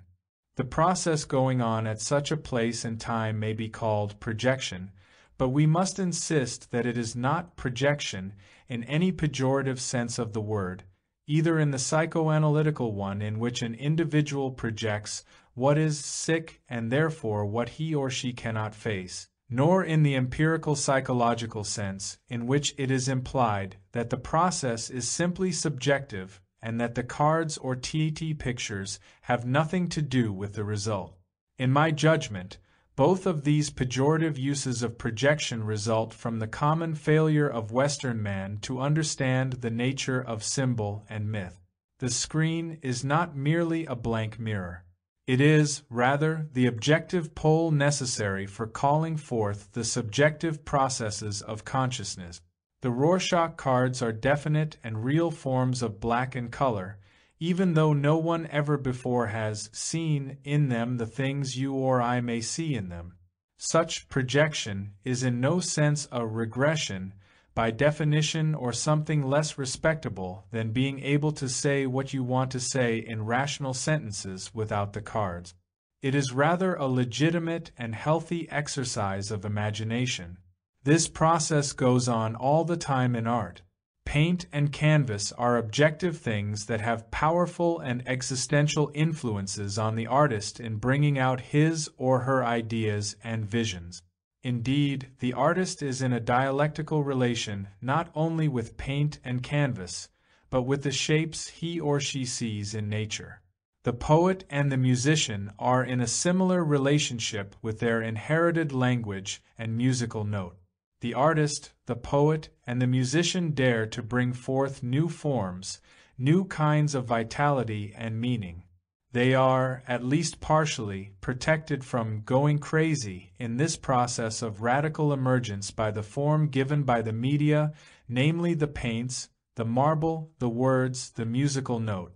The shrine of Apollo at Delphi thus can most felicitously be seen as a communal symbol. We can postulate, then, that its insights come by a communal symbolic process involving both subjective and objective factors in a dialectical relation with each other. For anyone who authentically uses the oracle, new forms, new ideal possibilities, new ethical and religious structures may be born from levels of experience that underlie and transcend the individual's customary waking consciousness. We have noted that Plato calls this process the ecstasy of prophetic madness.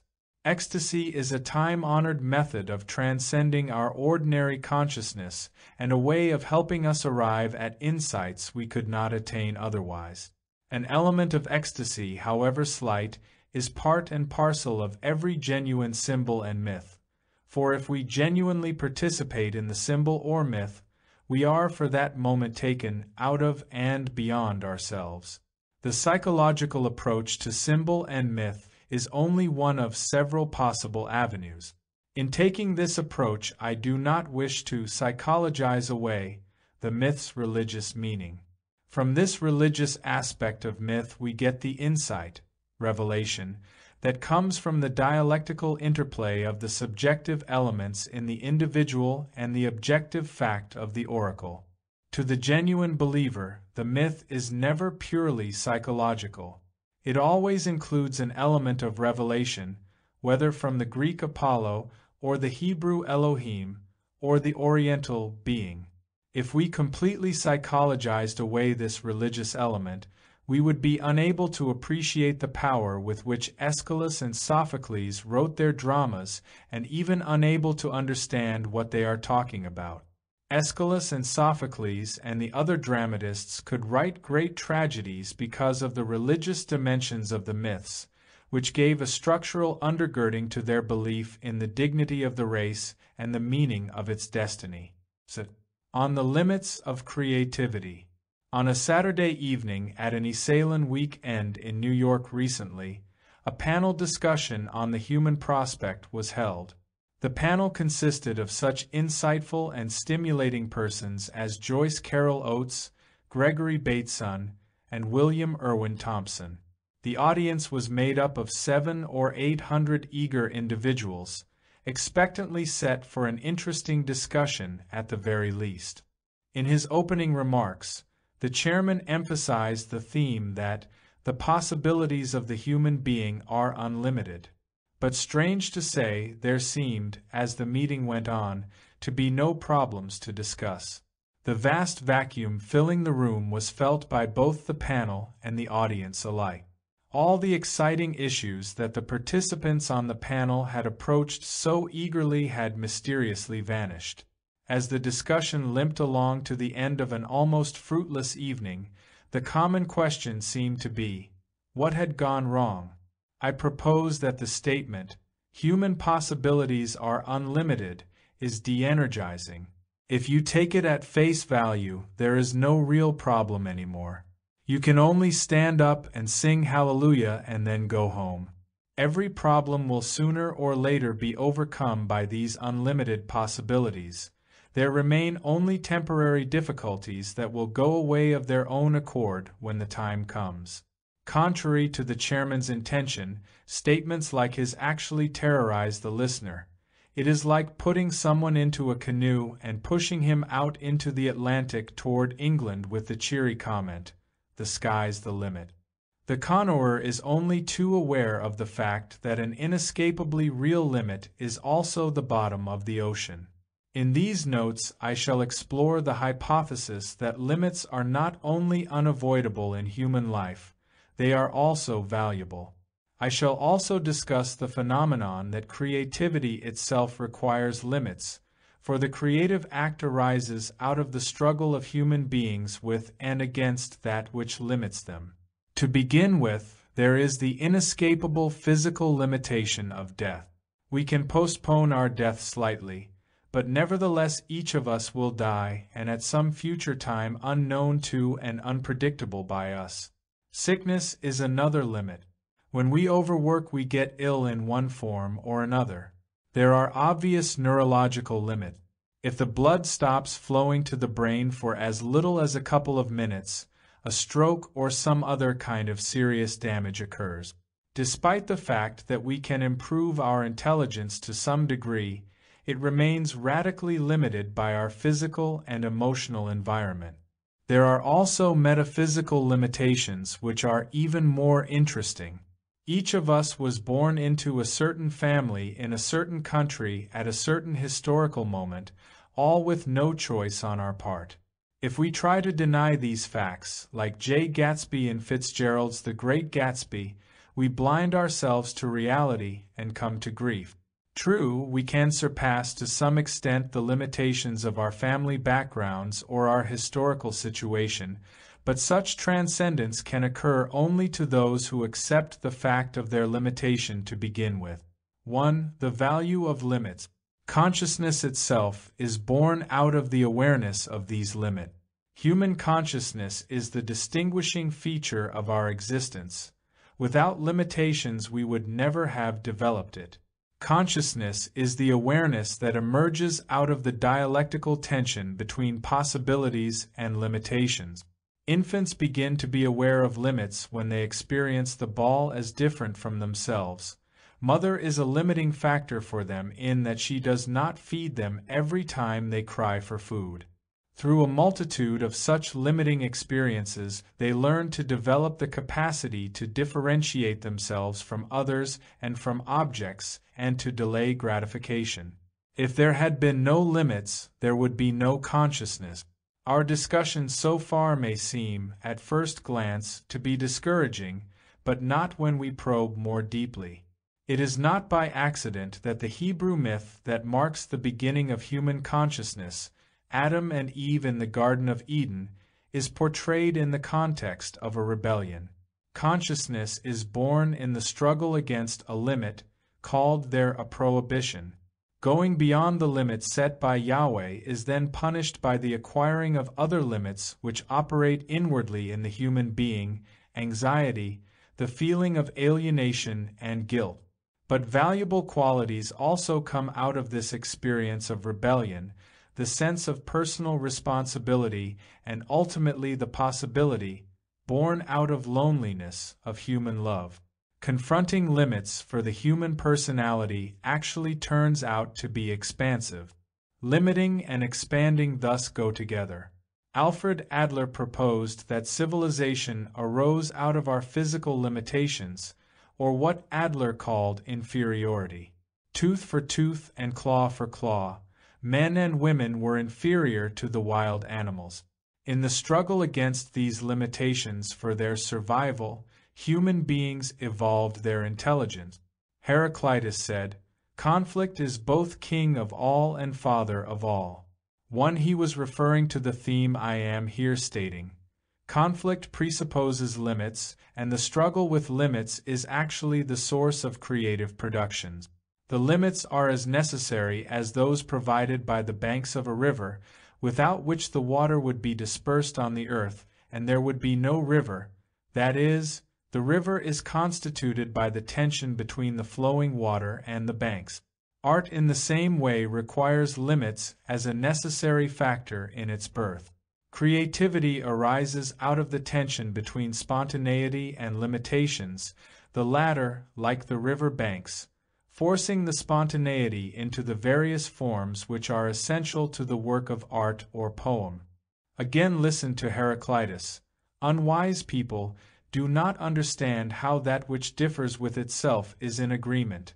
Harmony consists of opposing tension, like that of the bow and the lyre. In a discussion of how he composed his music, Duke Ellington explained that since his trumpet player could reach certain notes beautifully but not other notes, and the same with his trombonist, he had to write his music within those limits. "It's good to have limits," he remarked. True, in our age there is occurring a new valuation of spontaneity and a strong reaction against rigidity. This goes along with a rediscovery of the values of the childlike capacity to play. In modern art, as we all know, there has evolved a new interest in children's painting as well as in peasant and primitive art, and these kinds of spontaneity often are used as models for adult artwork. This is especially true in psychotherapy. The great majority of patients experience themselves as stifled and inhibited by the excessive and rigid limits insisted on by their parents. One of their reasons for coming for therapy in the first place is this conviction that all of this needs to be thrown overboard. Even if it is simplistic, this urge toward spontaneity obviously should be valued by the therapist.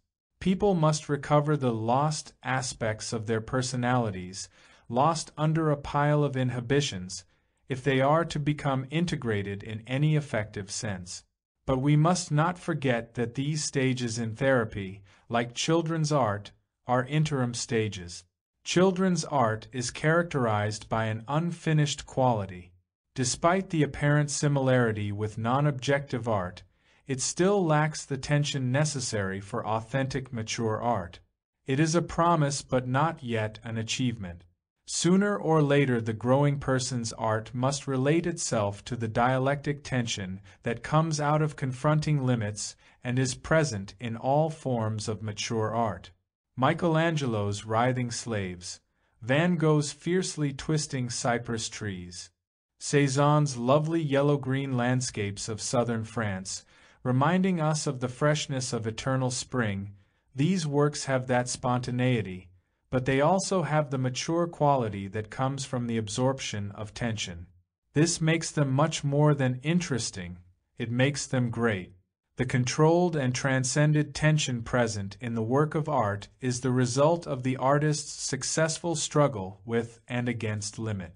2. Form as a limitation in creativity. The significance of limits in art is seen most clearly when we consider the question of form.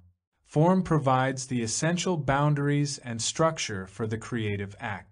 It is no accident that the art critic Clive Bell, in his books about Cézanne, cites significant form as the key to understanding the great painter's work. Let us say I draw a rabbit on a blackboard. You say, "There's a rabbit." In reality, there is nothing at all on the blackboard except the simple line I have made. No protrusion, nothing three-dimensional, no indentation. It is the same blackboard as it was, and there can be no rabbit on it. You see only my chalk line, which may be infinitesimally narrow. This line limits the content. It says what space is within the picture and what is outside. It is a pure limiting to that particular form. The rabbit appears because you have accepted my communication that this space within the line is that which I wish to demarcate. There is in this limiting a non-material character, a spiritual character, if you will, that is necessary in all creativity. Hence, form and, similarly, design, plan, and pattern all refer to a non-material meaning present in the limit. Our discussion of form demonstrates something else, that the object you see is a product both of your subjectivity and external reality. The form is born out of a dialectical relation between my brain, which is subjective in me, and the object that I see external to me, which is objective. As Immanuel Kant insisted, we not only know the world, but the world at the same time conforms to our ways of knowing. Incidentally, note the word conform. The world forms itself with, it takes on our forms. The trouble begins whenever anyone dogmatically sets himself or herself up to defend either extreme. On the one hand, when an individual insists on his or her own subjectivity and follows exclusively his or her own imagination, we have a person whose flights of fancy may be interesting but who never really relates to the objective world. When, on the other hand, an individual insists that there is nothing there except empirical reality, we have a technologically minded person who would impoverish and oversimplify his or her and our lives. Our perception is determined by our imagination as well as by the empirical facts of the outside world. Speaking of poetry, Coleridge distinguished between two kinds of form. One is external to the poet, the mechanical form, let us say, of the sonnet. This consists of an arbitrary agreement that the sonnet will consist of 14 lines in a certain pattern. The other kind of form is organic. This is inner form. It comes from the poet and consists of the passion he or she puts into the poem. The organic aspect of form causes it to grow on its own. It speaks to us down through the ages, revealing new meaning to each generation. Centuries later we may find meaning in it that even the author did not know was there. When you write a poem, you discover that the very necessity of fitting your meaning into such and such a form requires you to search in your imagination for new meanings. You reject certain ways of saying it. You select others, always trying to form the poem again. In your forming, you arrive at new and more profound meanings than you had even dreamed of. Form is not a mere lopping off of meaning that you don't have room to put into your poem. It is an aid to finding new meaning, a stimulus to condensing your meaning, to simplifying and purifying it, and to discovering on a more universal dimension the essence you wish to express. How much meaning Shakespeare could put into his plays because they were written in blank verse rather than prose, or his sonnets because they were 14 lines. In our day, the concept of form is often attacked because of its relation to formality and formalism, both of which, so we are told, are to be avoided like the plague. I agree that in transitional times like our own, when honesty of style is difficult to come by, formalism and formality should be required to demonstrate their authenticity. But in the attack on these often bastardized kinds of formalism, it is not form itself that is being accused, but special kinds of form, generally the conformist, dead kinds, which actually do lack an inner, organic vitality. We should remember, moreover, that all spontaneity carries with it its own form. Anything expressed in language, for example, carries the forms given to it by that language. How different a poem originally written in English sounds when translated into the exquisite music of the French language or into the profound and powerful sentiments of the German language. Another example is the rebellion in the name of spontaneity against picture frames, as shown in those paintings that reach out over their frames, dramatically breaking the latter's two limiting boundaries. This act borrows its spontaneous power from the assumption of a frame to start with. The juxtaposition of spontaneity and form are, of course, present all through human history. It is the ancient but ever-modern struggle of the Dionysian versus the Apollonian. In transitional periods, this dichotomy comes completely out in the open since old forms do have to be transcended. I can, therefore, understand the rebellion in our day against form and limits as expressed in the cry, "We have unlimited potentialities." But when these movements try to throw form or limits out entirely, they become self-destructive and non-creative.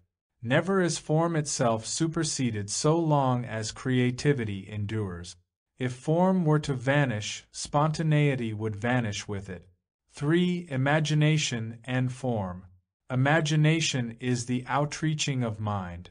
It is the individual's capacity to accept the bombardment of the conscious mind with ideas, impulses, images, and every other sort of psychic phenomena welling up from the preconscious. It is the capacity to dream dreams and see visions, to consider diverse possibilities, and to endure the tension involved in holding these possibilities before one's attention. Imagination is casting off mooring ropes, taking one's chances that there will be new mooring posts in the vastness ahead. In creative endeavors, the imagination operates in juxtaposition with form. When these endeavors are successful, it is because imagination infuses form with its own vitality. The question is, how far can we let our imagination loose? Can we give it rein? Dare to think the unthinkable? Dare to conceive of and move among new visions?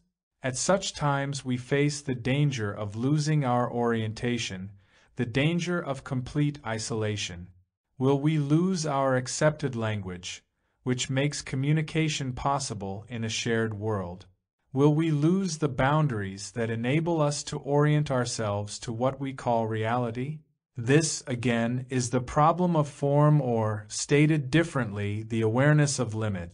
Psychologically speaking, this is experienced by many people as psychosis. Hence, some psychotics walk close to the wall in hospitals.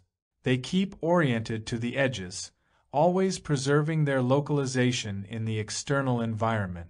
Having no localization inwardly, they find it especially important to retain whatever outward localization is available. As director of a large mental hospital in Germany, which received many brain-injured soldiers during the war, Dr. Kurt Goldstein found that these patients suffered radical limitation of their capacities for imagination. He observed that they had to keep their closets in rigid array, shoes always placed in just this position, shirts hung in just that place. Whenever a closet was upset, the patient became panicky. He could not orient himself to the new arrangement, could not imagine a new form that would bring order out of the chaos. The patient was then thrown into what Goldstein called the catastrophic situation, or when asked to write his name on a sheet of paper, the brain-injured person would write the name in some corner close to the boundaries. He could not tolerate the possibility of becoming lost in the open spaces. His capacities for abstract thought, for transcending the immediate facts in terms of the possible, what I call, in this context, imagination, were severely curtailed. He felt powerless to change the environment to make it adequate to his need. Such behavior is indicative of what life is when imaginative powers are cut off. The limits have always to be kept clear and visible. Lacking the ability to shift forms, these patients found their world radically truncated. Any limitless existence was experienced by them as being highly dangerous.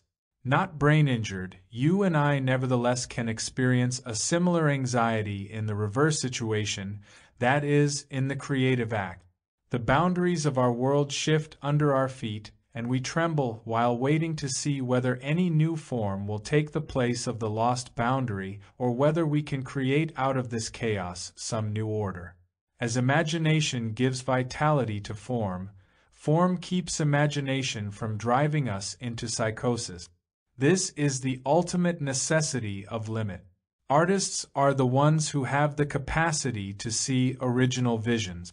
They typically have powerful imaginations and, at the same time, a sufficiently developed sense of form to avoid being led into the catastrophic situation.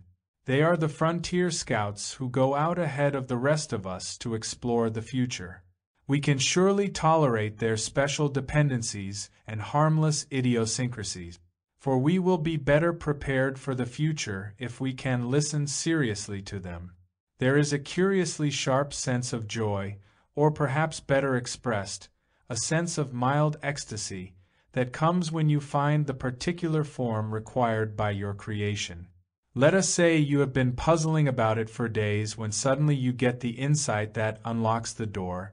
You see how to write that line, what combination of colors is needed in your picture, how to form that theme you may be writing for a class, or you hit upon the theory to fit your new facts.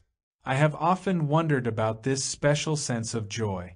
It so often seems out of proportion to what actually has happened.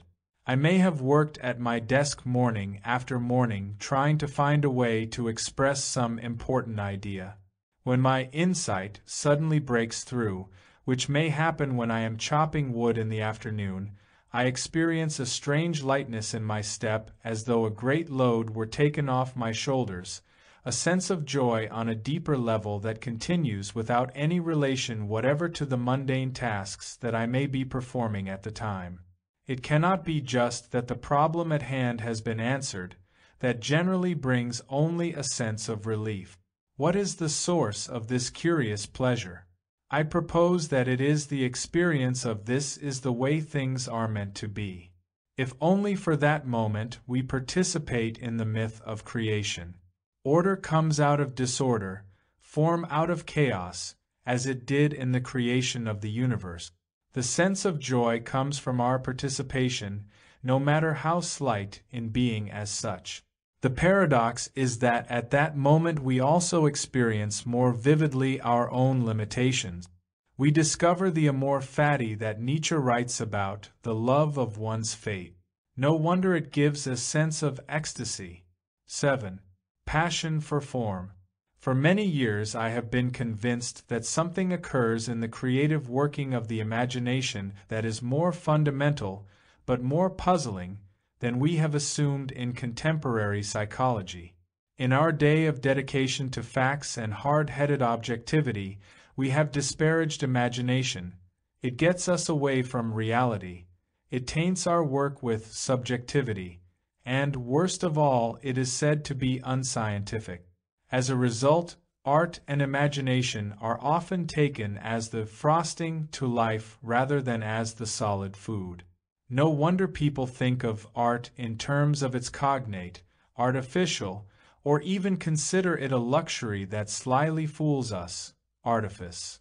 Throughout Western history, our dilemma has been whether imagination shall turn out to be artifice or the source of being. What if imagination and art are not frosting at all, but the fountainhead of human experience? What if our logic and science derive from art forms and are fundamentally dependent on them, rather than art being merely a decoration for our work when science and logic have produced it? These are the hypotheses I propose here. This same problem is related to psychotherapy in ways that are much more profound than merely the play on words. In other words, is psychotherapy an artifice, a process that is characterized by artificiality, or is it a process that can give birth to new being? 1. Pondering these hypotheses, I brought data to my aid from the dreams of persons in therapy. By dreaming, persons in analysis, I saw, are doing something on a level quite below that of psychodynamic. They are struggling with their world, to make sense out of nonsense, meaning out of chaos, coherence out of conflict. They are doing it by imagination, by constructing new forms and relationships in their world, and by achieving through proportion and perspective a world in which they can survive and live with some meaning. Here is a simple dream. It was related by an intelligent man who seems younger than his 30 years, coming from a culture where fathers have considerable authority.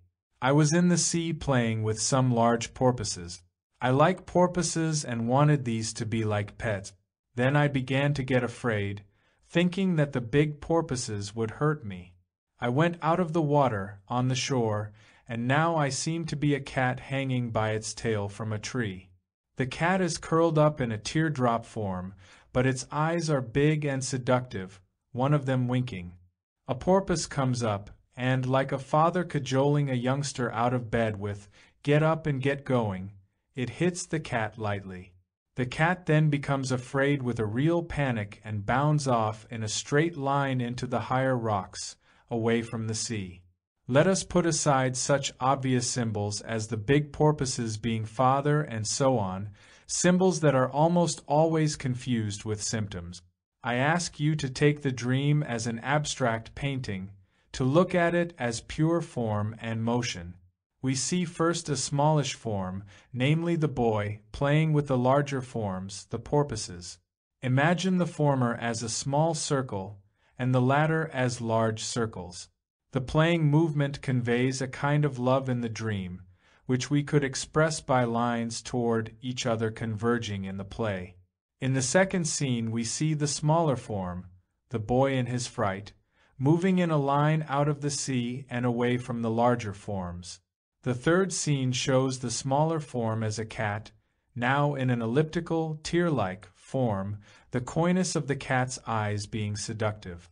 The big form now coming toward the cat moves into the cajoling act, and the lines here, it seems to me, would be confused. This is a typical neurotic phase consisting of the dreamer trying to resolve his relationship with his father and the world. And, of course, it does not work. The fourth and last scene is the panic in which the smaller form, the cat, moves rapidly out of the scene. It dashes toward the higher rock. The motion is in a straight line off the canvas. The whole dream can be seen as an endeavor through form and motion to resolve this young man's relationship, in its love and its fear, to his father and father figures. The resolution is a vivid failure, but the painting or play, Ionesco-like though it be, shows like many a contemporary drama the vital tension in the irresolution of conflict. Therapeutically speaking, the patient is certainly facing his conflicts, albeit he can at the moment do nothing but flee. We also can see in these scenes a progression of planes. First, the plane of the sea. Second, the higher plane of the land with the tree. And third, the highest plane of all, namely the rocks on the mountain to which the cat leaped. These may be conceived as higher levels of consciousness to which the dreamer climbs. This expansion of consciousness may represent an important gain for the patient even though in the dream the actual resolution of the problem is a failure. When we turn such a dream into an abstract painting, we are on a deeper level than psychodynamic. I do not mean we should leave out the contents of the dreams of our patients. I mean we should go beyond contents to the ground forms. We shall then be dealing with basic forms that only later, and derivatively, become formulations. From the most obvious viewpoint, the son is trying to work out a better relationship with his father, to be accepted as a comrade, let us say. But on a deeper level he is trying to construct a world that makes sense, that has space and motion and keeps these in some proportion, a world that he can live in. You can live without a father who accepts you, but you cannot live without a world that makes some sense to you. Symbol in this sense no longer means symptom. As I have pointed out elsewhere, one symbol returns to its original and root meaning of drawing together, cymbaline. The problem, the neurosis and its elements, is described by the antonym of symbolic, namely diabolic, diabeline, pulling apart. Dreams are par excellence the realm of symbols and myth. I use the term myth not in the pejorative sense of falsehood, but in the sense of a form of universal truth revealed in some partial way to the dreamer. These are ways human consciousness makes sense of the world.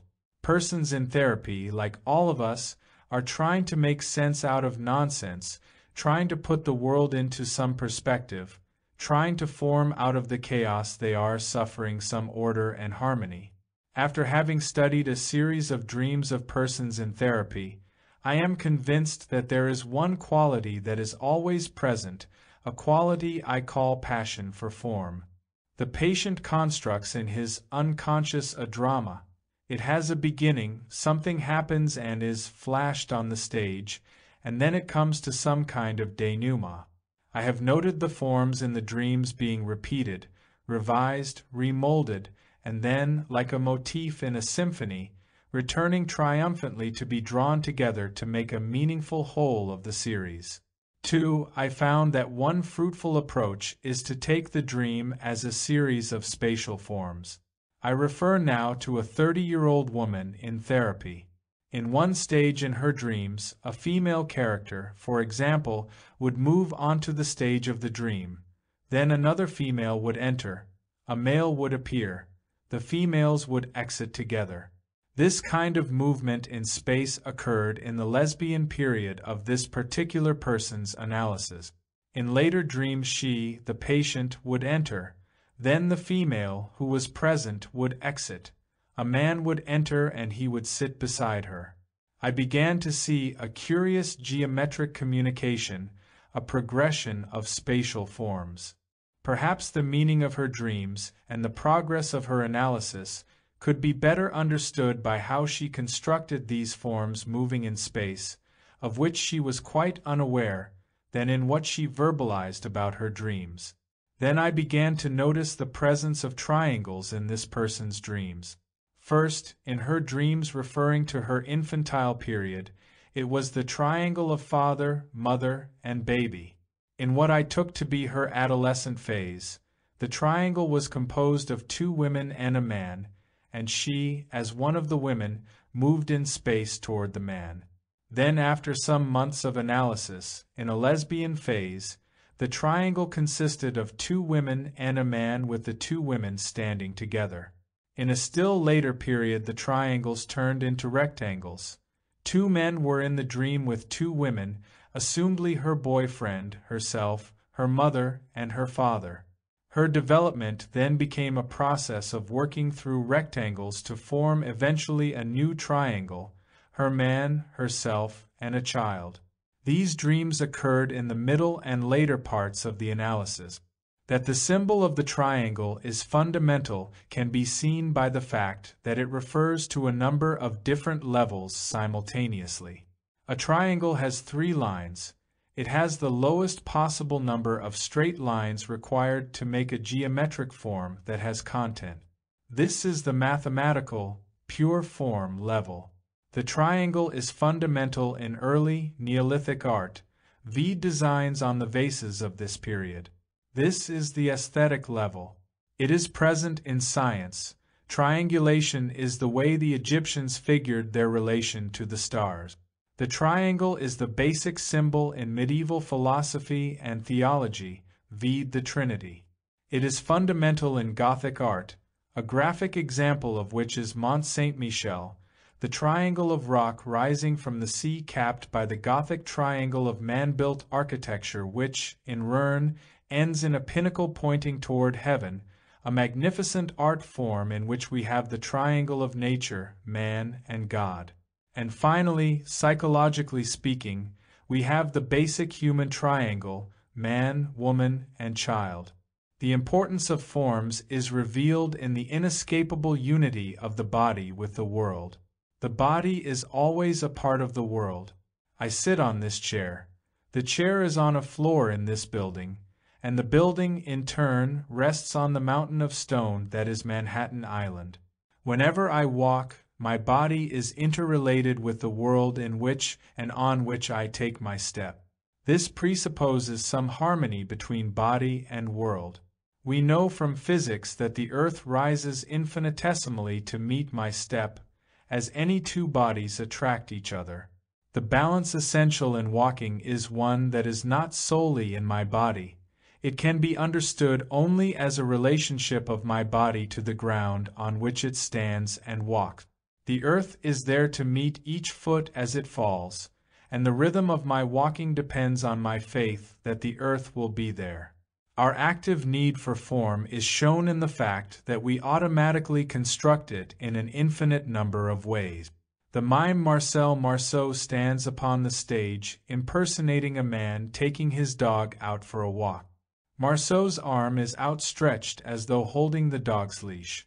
As his arm jerks back and forth, everyone in the audience sees the dog straining at the leash to sniff this or that in the bushes. Indeed, the dog and the leash are the most real parts of the scene, even though there is no dog and no leash on the stage at all.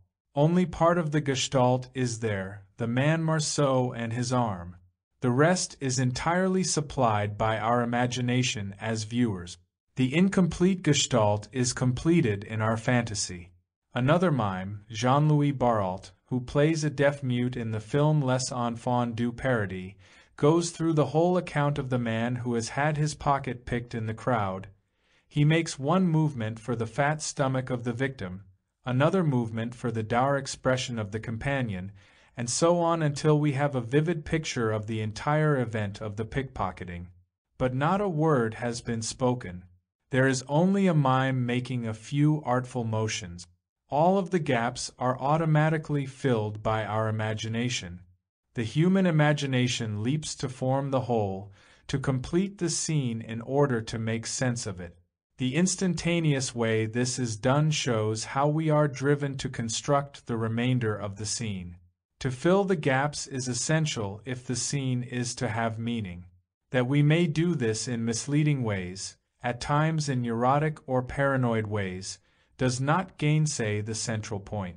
Our passion for form expresses our yearning to make the world adequate to our needs and desires, and, more important, to experience ourselves as having significance.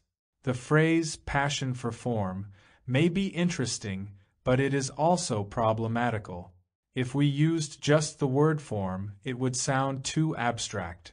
But when it is combined with passion, we see that what is meant is not form in any intellectual sense, but rather in a holistic scene. What is occurring in the person, hidden as it may be by passivity or other neurotic symptoms, is a conflict-filled passion to make sense out of a crisis-ridden life.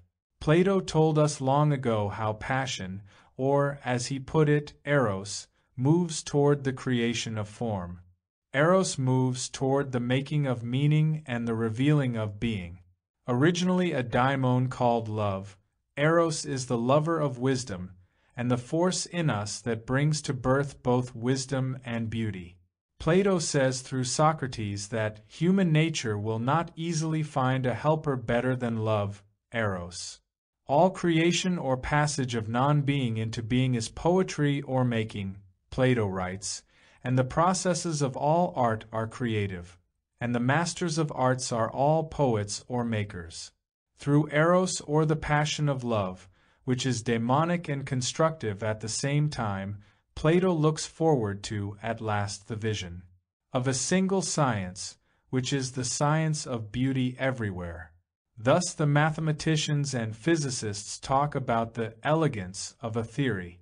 Utility is subsumed as part of the character of being beautiful.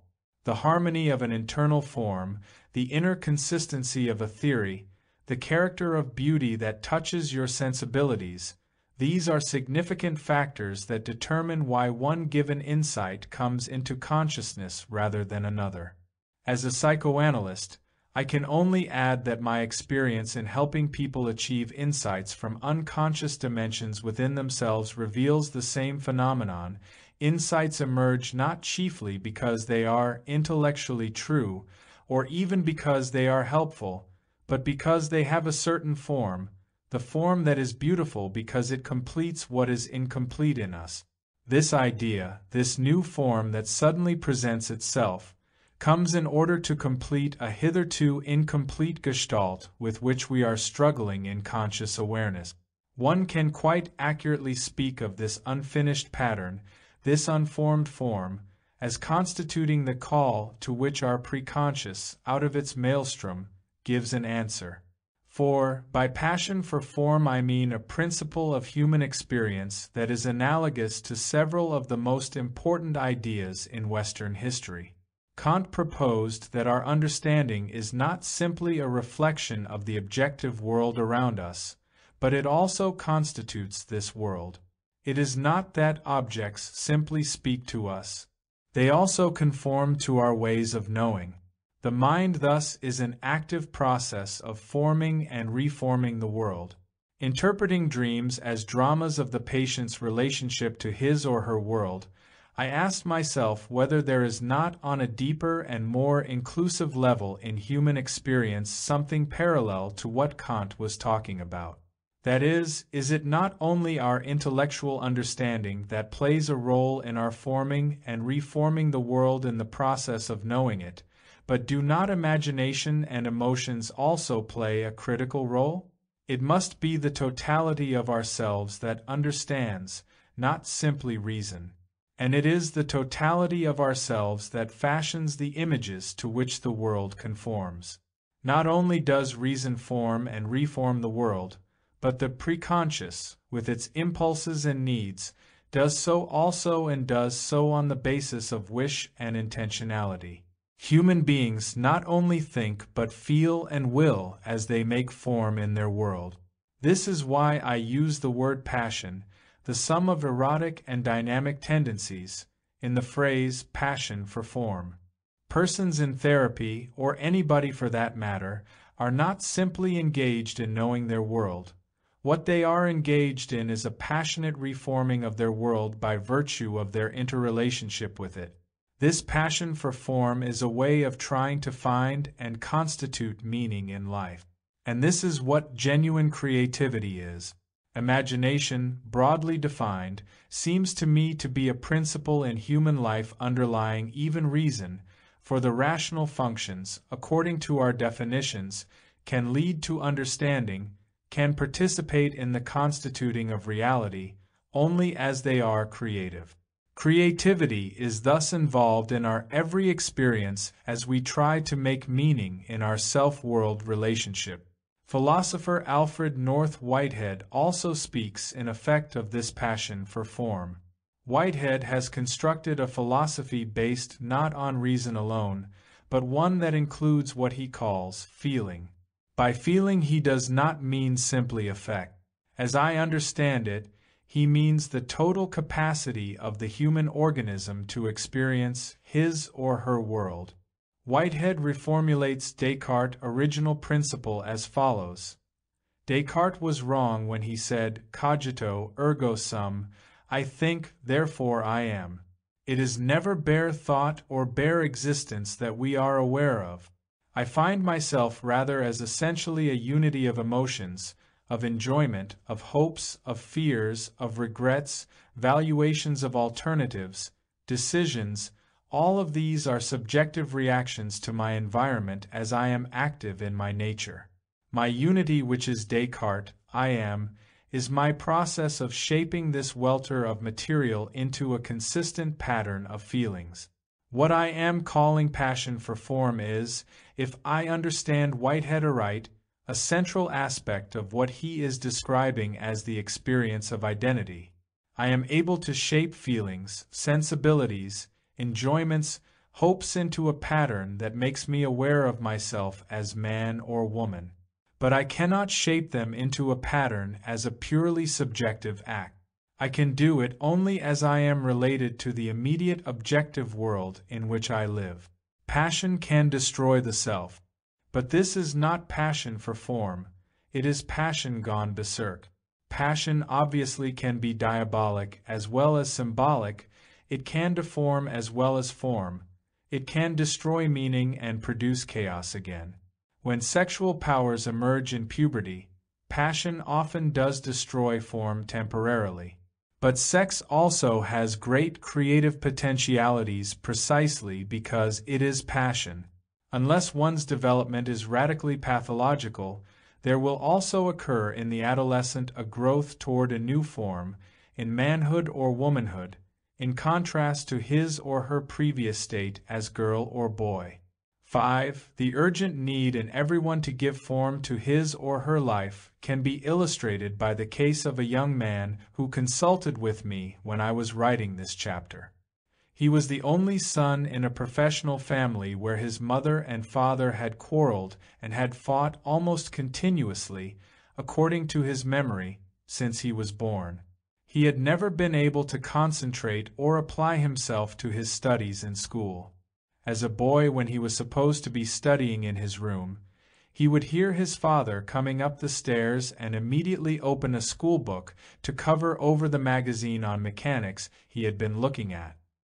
He recalled that his father, a successful but apparently very cold man, had often promised to take him on various trips as a reward if he successfully got through his schoolwork. But none of those trips ever materialized. His mother had made him her confidant, covertly supporting him in his conflicts with his father. He and his mother used to sit out in the backyard summer evenings talking until late at night. They were partners. They grooved together, as he put it. His father exercised pull to get him accepted into college in another part of the country, but the young man spent 3 months there, never going out of his room until his father came to fetch him home. Living at home, he worked as a carpenter and later as a construction worker in the Peace Corps. He then came to New York, where he supported himself as a plumber, doing sculpture on the side, until by a kind of lucky accident he got a job as instructor in crafts at a university an hour outside the city. But in his job he was unable to assert himself or to talk clearly and directly to either students or faculty. He was overawed by the young Ivy League graduates on the faculty who monopolized faculty meetings with their chatter, which he felt was pompous and artificial. In this dazed and ineffectual state, he first began work with me. I found him an unusually sensitive person, generous, talented. He gave me a wire-sculptured figure he had made in my waiting room, which I found delightful. He was seriously withdrawn and apparently accomplishing practically nothing in his job or life. We worked together a couple of times a week for most of a year, in which time he made unusually commendable progress in his interpersonal relationship. He now worked effectually and had entirely overcome his neurotic awe of fellow faculty members. He and I agreed that since he was now functioning actively and well, we would stop our work for the time being. We were both aware, however, that we had never been able to explore adequately his relationship with his mother. He came back a year later. He had married in the meantime, but this did not seem to present any special problems. What cued off the present impasse was a visit he and his wife had made the previous month to his mother, who by that time was in a mental hospital. They found her sitting by the nurse's desk in the corridor, waiting for her cigarette. She went into her room to talk with them, but soon came out again to continue waiting out the hour until the time for her rationed cigarette. Coming back on the train, the young man was very depressed. He had known theoretically about his mother's increasingly senile condition, but was unable to make emotional sense of it. His withdrawn, apathetic state was similar to but also different from his condition the first time he had come. He was now able to communicate with me directly and openly. His problem was localized, specific, in contrast to the generalized days he had been suffering from the first time he came. His relationship to his mother was in chaos. In that segment of his life, he felt no form at all, only a gnawing confusion. After our first session the daze he was underlifted, but the problem remained. This is often the function of communication in the therapeutic hour.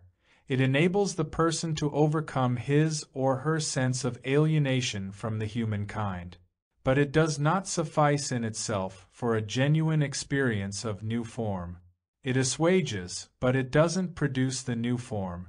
An overcoming of the chaos on a deeper level is required, and this can only be done with some kind of insight. In this second hour we reviewed at length his mother's attachment to him and the understandable upset he would feel at her present condition, even though he had known it had been coming on for years. She had privately made him the crown prince. I pointed out that she had been a powerful woman in these fights with his father, that she had wooed him away from his father and had exploited him in her endeavors to defeat his father. In contrast to his illusion that they had been partners or that they had grooved, he actually had been a hostage, a little person used in much bigger battles. When he mentioned his surprise at seeing these things, he brought to my mind a story which I told him. A man was selling hamburgers allegedly made of rabbit meat at an amazingly low price.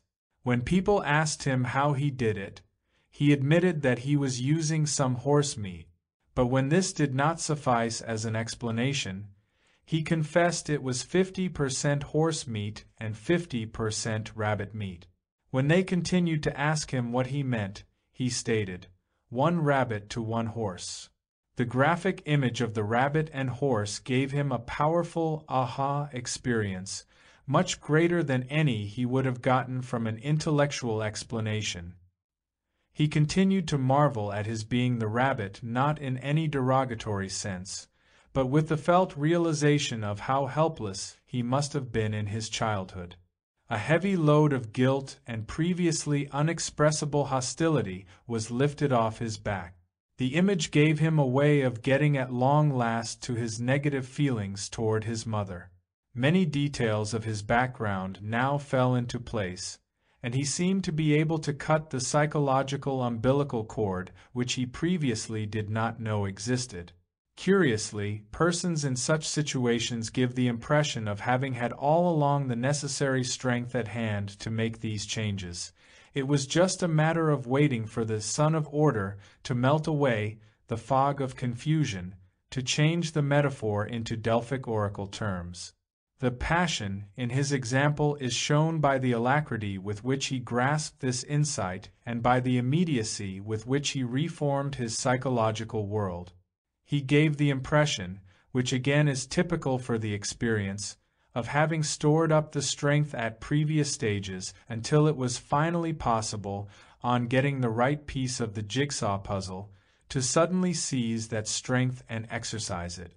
In our third and last session, he told me of his newly made decision to resign his post at the university and to find a studio in which he could devote himself entirely to his sculpture. The communication with me in the first session may be seen as the preliminary step in this creative process. Then came the aha experience as the needed insight, preferably as an image, is born in the individual's consciousness. The third step is the making of the decisions, which the young man did between the second and third sessions as a result of the newly achieved form. The therapist cannot predict the exact nature of such decisions. They are a living out of the new form. The creative process is the expression of this passion for form. It is the struggle against disintegration, the struggle to bring into existence new kinds of being that give harmony and integration. Plato has for our summation some charming advice. For he who would proceed aright in this manner should begin in youth to visit beautiful forms. And first, if he be guided by his instructor aright, to love one such form only, out of that he should create fair thoughts. And soon he will of himself perceive that the beauty of one form is akin to the beauty of another, and that beauty in every form is one and the same.